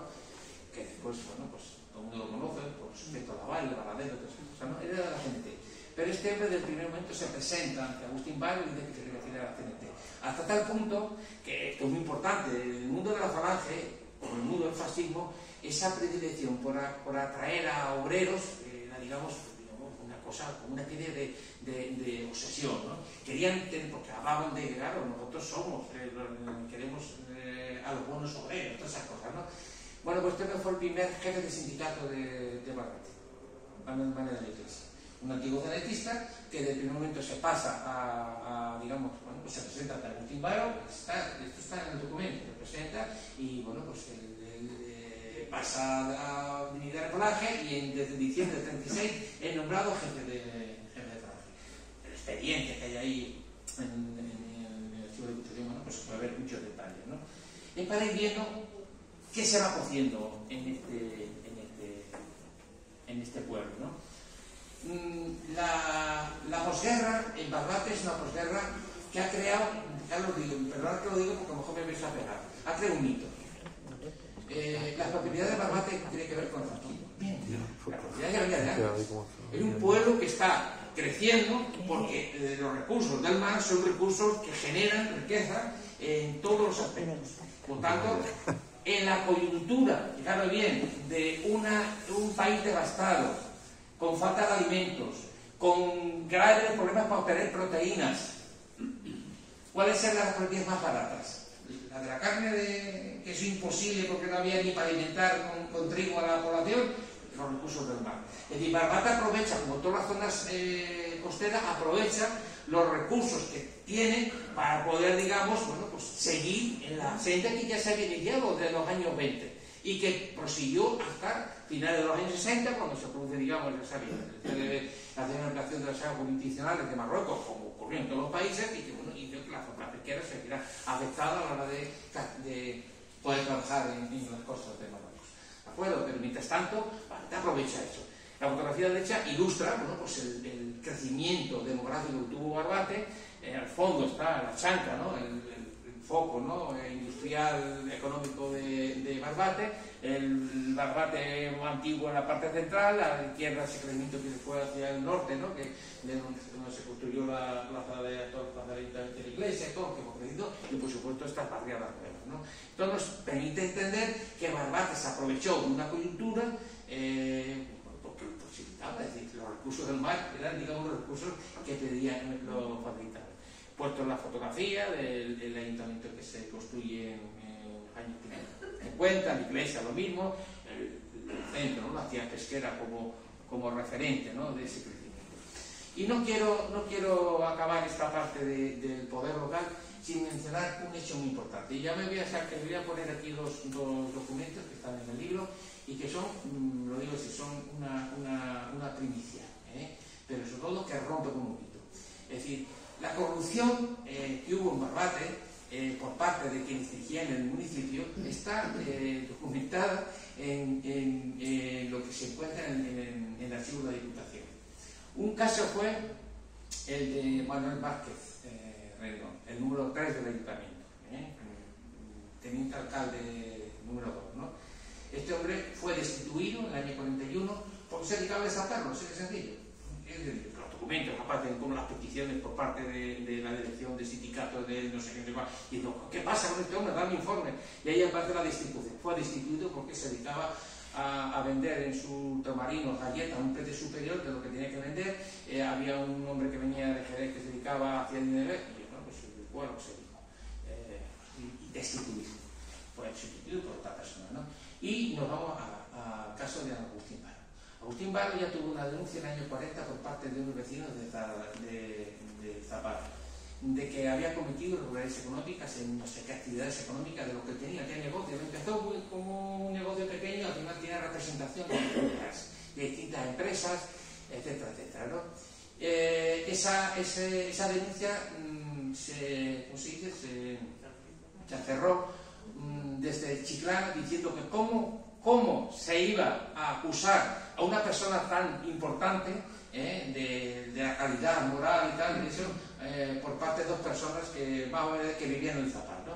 Pero curiosamente en ese documento se dice que no ocurre con el caso de dos hermanos que se dedican a extraperlo, Francisco Baro. Lo dicen aquí, no es el caso de dos hermanos que sí se dedican a extraperlo. Bueno, pues en el año 55, que es cuando este hombre formalmente ya deja de ser un alcalde, hay un telegrama,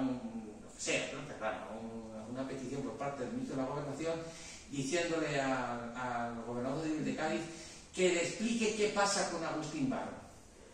¿Qué pasa? Y entonces aquí tenemos dirigido al señor ministro de la Gobernación por parte del gobernador de Cid. Tengo el honor de participar a usted que en el día de hoy he decretado el cese del alcalde Barbate de Franco, don Agustín Barbaro, por irregularidades administrativas, habiendo hecho entrega de la alcaldía al teniente alcalde don Manuel Gallardo Montesinos.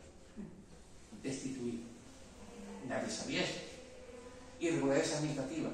¿Cuáles? No lo sabemos, evidentemente. Porque está claro que desde las altas instancias dijeron, ¿qué pasa en Barbate? ¿Para qué? Por tanto, quiero romper con esto esa especie de mito, ¿no? De que, bueno, cada uno que interprete. La sociedad barbateña, durante estos años, bueno, pues está viviendo, ¿no? este esplendor, este económico, este esplendor, va cogiendo, bueno, pues sabemos, ¿no? El Barbate en el año 36 podía tener 7 o 8 mil habitantes y cuando llegó a finales de los 60 estamos en 20.000 habitantes, se duplicó, más que se duplicó la población. Todo era consecuencia de ese crecimiento económico que se vive durante estos años. Aquí van llegando inmigrantes de distintos lugares, de la provincia de Cádiz, sobre todo de Vejer de Onil, de la provincia de Cádiz, de Málaga, de Huelva, de otras provincias, de Almería. Incluso van llegando, por distintas razones, van llegando también represaliados políticos. Algunos, el caso por ejemplo de, no ha venido aquí, no ha venido Eva, de Estudillo, de Francisco Estudillo, que él era de Benalú y se vino a Barbate, y aquí montó su vida. Pero tengo documentado varios casos, que es lo que me interesa, varios casos de personas que habían sido enviadas a Barbate desterradas. Cuando se les castiga a los se les condena a los que han sido detenidos y se condena, van a la cárcel. Una de las cosas que ocurrió en España es que era tal la cantidad de prisioneros que había en las cárceles que no daban digamos, abasto. Entonces se dedicaban permanentemente a indultar o a sacarlo en libertad condicional. En la parte derecha podéis ver un listado de las personas que se encuentran en el municipio de Barbate en situación de libertad condicional. Eso se encuentra en el archivo de Vejer, es un documento muy interesante donde podemos ver quiénes son las personas que, repito, entre los años mediados de los años 40 estaban en situación de libertad condicional. De todos estos he ido documentando después que algunos venían de fuera, de Córdoba, de Jaén, de Almería, llegaron aquí y algunos se acabaron quedando en Barbate. Otros se han cambiado la pista. No lo voy a entrar, es un libro, podemos ver los detalles. El que se encuentra este de aquí, este de aquí, Almansa, que ya hablé de antes, ¿no? Antes de él, ¿no? Que se había escondido, que lo detuvieron en la casa Postas, lo condenaron a muerte, a 12 años de cárcel, lo condenaron, lo mandaron a la prisión central de Astorga. Y cuando sale, bueno, pues vuelve a Barbate, en situación de libertad condicional. Entonces, desde León me mandaron el expediente, parte del expediente suyo, judicial, y para mí una joya. Un epistolario de las cartas que envía este hombre al director de la prisión de Astorga, contándole la situación que está viviendo. Y es una cosa que es impresionante. Dice en el primer momento, estoy aquí en Barbate, pero no trabajo. Por favor, envíe una referencia, un informe positivo para que me puedan ver. No hay ninguna contestación, hay varias cartas. Esta de aquí es impresionante. Tiene fecha del año 42, 2 del 2 del año 42. Dice lo siguiente: el que suscribe penado liberado Miguel Almansa Campaña de su prisión, de su... Bueno, es que no lo veo bien porque está de tapete. Dice, el alcalde de Barbate ha enviado una petición al gobernador civil para que me destierren a Algeciras. Es una potestad que tenían los alcaldes, en la legislación lo permitía, para decir, las personas que son liberadas en situación de libertad condicional, el alcalde, si dice, tú aquí no vienes, se lo mandan a otro lugar. Hay varios casos documentados, uno de ellos es este. En la siguiente carta, lo mandan a Algeciras. En una situación de desesperación, porque el leer todas las cartas es estar viendo cómo ese estado de desesperación de no poder encontrar trabajo, no poder llevar a la familia, lo envían a Algeciras, estoy solo, no tengo a nadie, no puedo hacer nada. Y sí disponemos de esa serie de documentos de otras dos cartas. Una es que le dice el director de la cárcel de Astorga a la Guardia Civil, el jefe de la Guardia Civil de Algeciras, ¿Es cierto lo que dice este hombre? Y le dicen desde la Guardia Civil, sí, es cierto, es buena persona, no hace nada, etcétera, etcétera, etcétera. Ya no hacemos nada más. Hay más casos. Un cunileño que vivía aquí en Barbate, que yo era marinero, que fue detenido, que cuando sale de la cárcel lo envían a Gran Canaria, a la isla de Gran Canaria, y de ahí pasa a Algeciras. Nunca llegó a Barbate, no sé qué acosó más de él. Es decir, esta potestad de los alcaldes, y tú aquí no vienes, no vienes. Y destierran. Luego tenemos, son muchos casos. Tenemos un caso para mí, lo voy a mencionar porque tengo aquí a Sebastián, que es su sobrino, ¿no? El caso de Diego Pérez, ¿no? Un marinero de Barbate, que se fue antes de la guerra a Barcelona, a trabajar a Barcelona. Le pilló allí el inicio de la guerra, combatió en el bando republicano. Este hombre, cuando acaba la guerra, viene para acá, le obligan a presentarse, tenemos el documento que está a presentarse periódicamente ante las autoridades, y después es enviado a la cárcel en San Fernando. Bueno, San Fernando, una de las prisiones de San Fernando. Allí estuvo un tiempo. Este hombre, después hablo de otras cosas. Este hombre, en su estado, al final acabó trabajando la mar, que es lo que era, marinero, ¿no? En su intento, bueno, pues por vivir su vida, bueno, pues intentó sacar la licencia de armas para poder cazar, la licencia de caza, ¿no? Para poder cazar, no se la dieron. Le decían, tú eres un rojo de mierda, tú no necesitas esto. Y se quedó con su, digamos, sin poder sacar su licencia de armas, ¿no? Otro caso, que es el que ha mencionado Paco, en muchos, el caso de Nuestro Medina, tío suyo, ¿no? Por parte de su tía, un hombre que era militar, llegó a ser capitán del ejército republicano, cuando acaba la guerra es condenado a muerte, viene a Alicante, había nacido en Orihuela, pero cuando condena a muerte le conmuta la pena, y no sabemos lo que trae, no sabemos lo que han contado sus hijas, faltan cosas. Llegó a Barbate y aquí estuvo pues, participando como un suboficial, ¿no? Porque era como cabo, ¿no? Imagino que como era militar pues, lo utilizarían para que todas las actividades de trabajo que había aquí de construcción de búnkeres y carreteras, pues, él pudiera, digamos, ser una persona que ayudara a coordinar todo eso, ¿no? Pero sí le pusieron un mote, ¿no? El mote de Guripa, ¿no? Guripa, sabéis que es un término que viene de las guerras carlistas, que tiene que ver con aquellos. Los militares que se creen, digamos, puros, dicen que los que no son puros pues son guripas, ¿no? Un término despectivo, ¿no? Él, por tanto, no era militar, pero, digamos, no era un militar CP, ¿no? Pero bueno, el caso es que el hombre al final, por distintas razones, él estuvo estudiando, consiguió el título de perito agrícola, intentó irse a Argentina, no la dejaron salir de España y se dedicó a la enseñanza, a la escuela conocida, ¿no? Del Nuestro Medina, ¿no? Él después acabó yéndose o regresando a Alicante, y bueno, pues es un ejemplo de tanta gente que fue llegando a Barbate, uno se quedó, otro se fue huyendo, ¿no? ¿Y esto qué es? ¿Este caso cuál es? Una curiosidad, Jesús, pero sí, no tú tiene nada. habla. En esa foto que está mi tío Medina con niñas, una clase de niñas, hay dos señoras que las tenía yo después de alumnas en adultos. Qué gracia. El tiempo hace esas cosas. Bueno, como la cosa está muy militar, no me voy a enrollar. El caso está listo.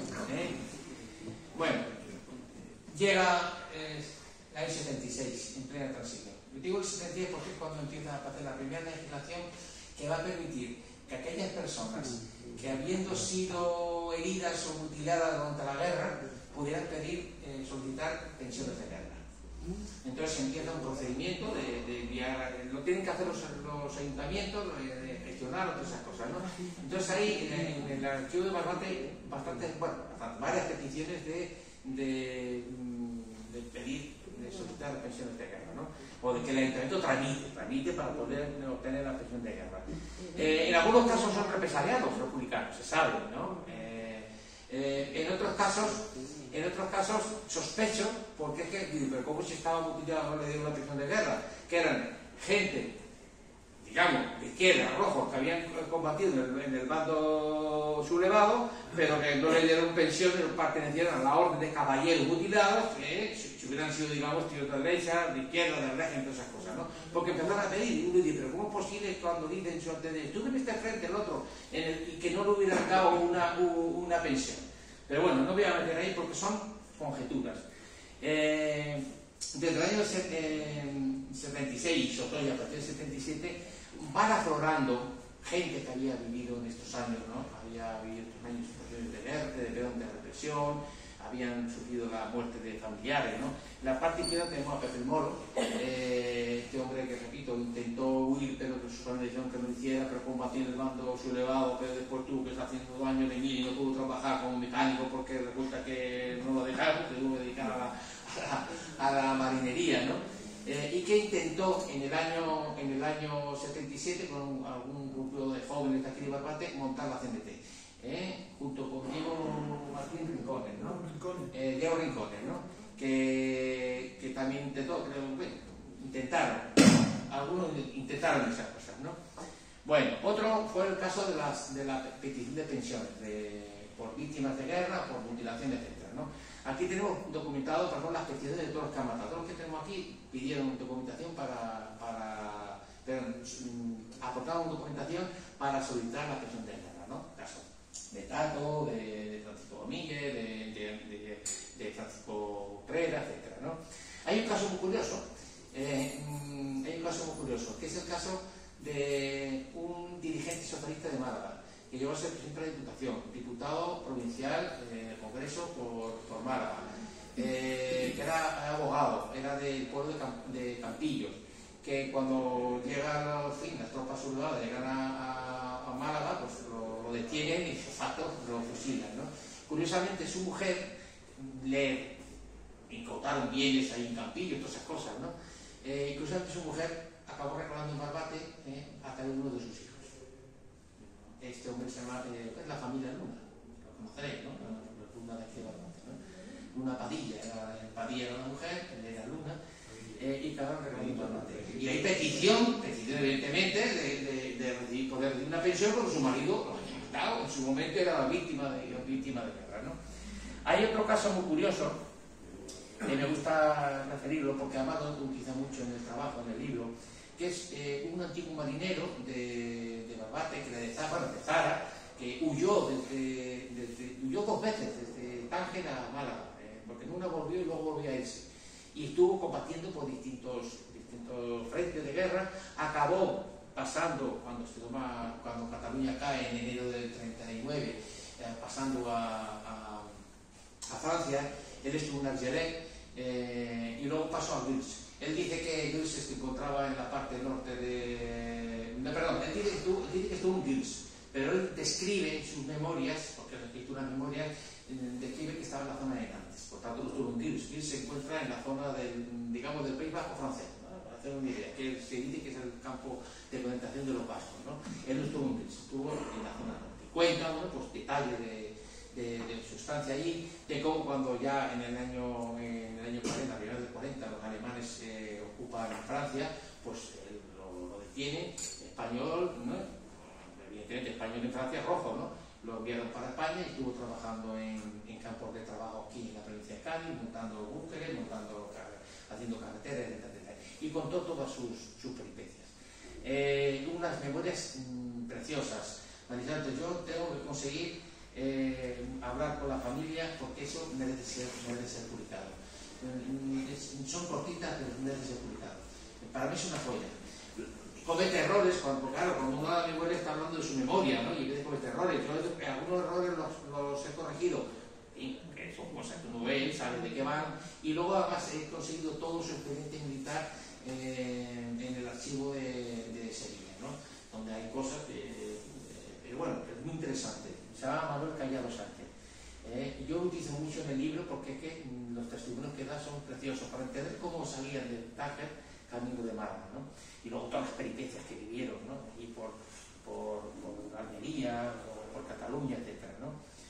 Hay un caso también curioso, bueno, el que dije antes ¿cómo era? Benito, ahí se me va el nombre, bueno, Benito Anoría, Benito es el nombre, Benito Anoría es el apellido, Benito Anoría. Este hombre en los años 90, por parte de un diputado que lo conoceréis, Antonio Romero, que era de Izquierda Unida de Málaga, muy conocido, así, muy dicharachero, él hizo una petición al Congreso para decir que qué pasaba con su vivienda que había sido incautada. Se pedía al Congreso que informara de su situación para que se restituyera a la familia, digamos, la vivienda que se había incautado en el año 37, que desconocían aquí. Yo hablaba con un familiar suyo aquí en Cádiz, en Barbate, que por cierto no ha podido unir porque se encuentra en malas condiciones, en una desgracia, y bueno, pues se quedó extrañado, ¿no? Que no conocían esa situación. Son de estas situaciones que se viven, ¿no? Tenemos el caso de Diego Pérez, ¿no? Que tiene una fotografía borrosa, esa que vimos antes, ¿no? Que está allí, ¿no? Con su foto de carnet, ¿no? Este hombre, hemos dicho antes que se fue a Barcelona, le compitió la guerra, combatió el bando republicano, vino para acá, le obligaron a presentarse periódicamente a las autoridades, fue encarcelado ahí, estuvo prisionero en San Fernando, pues después, bueno, pues liberado, y en el año, creo que fue el año 90, en los presupuestos del Estado se permite que aquellas personas que puedan justificar que han pasado años de cárcel una vez acabada la guerra puedan recibir una pensión. Haciendo los presupuestos, una de estas, presupuestos del Estado, ¿no? ¿Qué ocurre? Ya lo he comentado. Donde se encuentra todo el expediente de este hombre era el archivo de San Fernando, ¿no? De la comandancia, de la cañería de San Fernando, ¿no?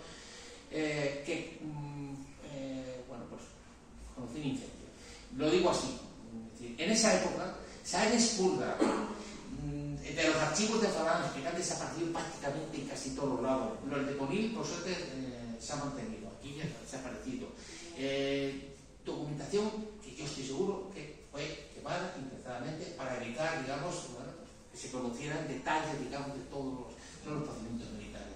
Pero este pobre hombre, por más que intentó ante el defensor del pueblo andaluz, el defensor del pueblo de España, Álvarez Miranda, el Chamizo por el Pacto de Andalucía, peticiones por arriba y por abajo, no consiguió en ningún momento poder recibir una pensión, porque no constaba en ningún lado que le había sido represalia y él está encarcelado. Cuando él muere, en el año 2003, su sobrino, Sebastián, escribió una carta que se la publicaron, una carta de editor, se publicaron en el Diario de Cádiz, que es preciosa, ahí tengo el recorte, y que acaba de esta manera. Para mí es que dice mucho, ¿no? Dice, pero ahora sí me emociono, porque a mí estas cosas me emocionan. Sobrevivió a una guerra civil adversa y a muchas guerras particulares, pero las perdió todas. Descansa en paz, Tito. Pobre, ¿no? No es un caso aislado, es un caso como tantos otros. Cada uno sufrió a su manera, ¿no? Y ya por último, por el último, quiero referirme a, bueno, pues todo lo que se ha ido viviendo en los últimos años, sobre todo a raíz de la aprobación de la ley de memoria histórica, como todo lo que es, digamos, los cambios en los nomenclatos callejeros, los cambios en la simbología, etcétera, etcétera. Bueno, pues se deben ir haciendo, etcétera, etcétera, y en verdad, bueno, pues nos consta, ¿no? Cómo se han ido cambiando algunas calles, aparte, yo he puesto tres ejemplos: el caso del hermano Carito, el caso de José Miguel de Sari y el célebre caso de Francisco Tato, ¿no? Que tiene además, bueno, ya se ha referido él de una manera muy clara, ¿no? Se ha referido a él como, bueno, pues este hombre cuando lo entierran, lo castigan enterrando en una tumba, además sin ataúd, sobre una sábana, ¿cómo se dice? Un collo, exactamente, ¿no? Marinero, ¿no? Una manera de humillarlo. Curiosamente, cuando en los años finales de los 60, o los 70, por ahí, por esos años, se decide remodelar el cementerio, es decir, que hay que ordenarlo, no sé qué, que eso sobra porque no corresponde, porque lo que tiene que haber son nichos, la familia con mucha dignidad dijo, eso se queda ahí.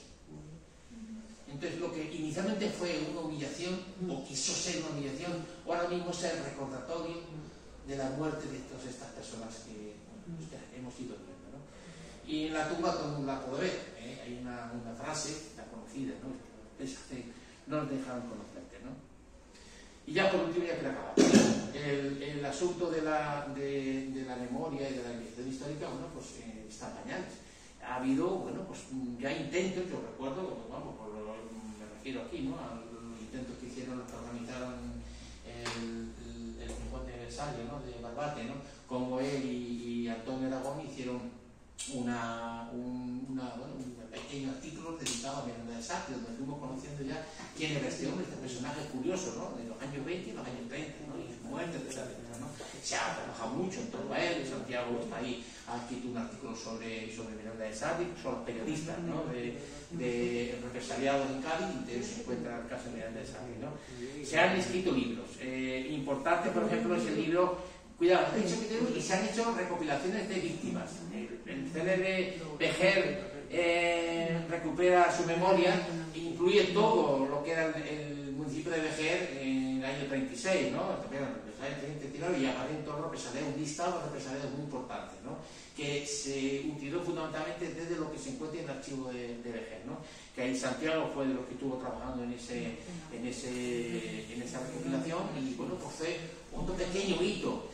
Otro hito importante es el libro que el propio Santiago coordinó, ¿no? Dedicado a los alcaldes republicanos represaliados durante la guerra, entre los cuales, bueno, está la mención de Francisco Tatanglado, cuya investigación aportó muchísimas cosas de lo que hemos ido sabiendo de él, ¿no? En base a archivos, en base a distintos lugares, en base a testimonios orales de familiares, etc., ¿no? Se han estado aquí haciendo jornadas de, bueno, donde que se intenta aportar, ¿no? Aportar información sobre lo ocurrido, ¿no? En fin, yo qué sé, pues está ahí. Lo que no se ha encontrado de tacto son los periódicos de Destello, mientras que los de Miranda sí. Parece ser que a mí me llegó una onda de que dos de los hijos que lo tenían, pero sería una fuente de información a lo mejor también muy interesante. Exactamente, ¿no? Y ya por último, bueno, pongo esta fotografía que casi simboliza todo lo que estamos viendo, y se me ocurrió, ¿no? Anteayer, cuando estaba grabando me ocurrió poner unos versos de Luis Cernuda. Son unos versos que dedicó en el año 61 a un brigadier internacional que murió allí donde residía en Estados Unidos, y dedicó ese célebre poema 1936 que empieza con recuerdo tú, recuerdo lo otro, ¿no? Y entonces los versos finales son los que yo voy a leer. Este verso que se dirige a una persona sirve para cada una de las personas que sufrieron directa e indirectamente, en mayor o menor medida, digamos, la represión del fascismo, ¿no? Dice: gracias, compañero, gracias por el ejemplo, gracias porque me dices que el hombre es noble, nada importa que tampoco lo sean, uno tan solo basta como testigo irrefutable de toda la nobleza humana. Más de uno, pero yo creo que se lo merece ese reconocimiento.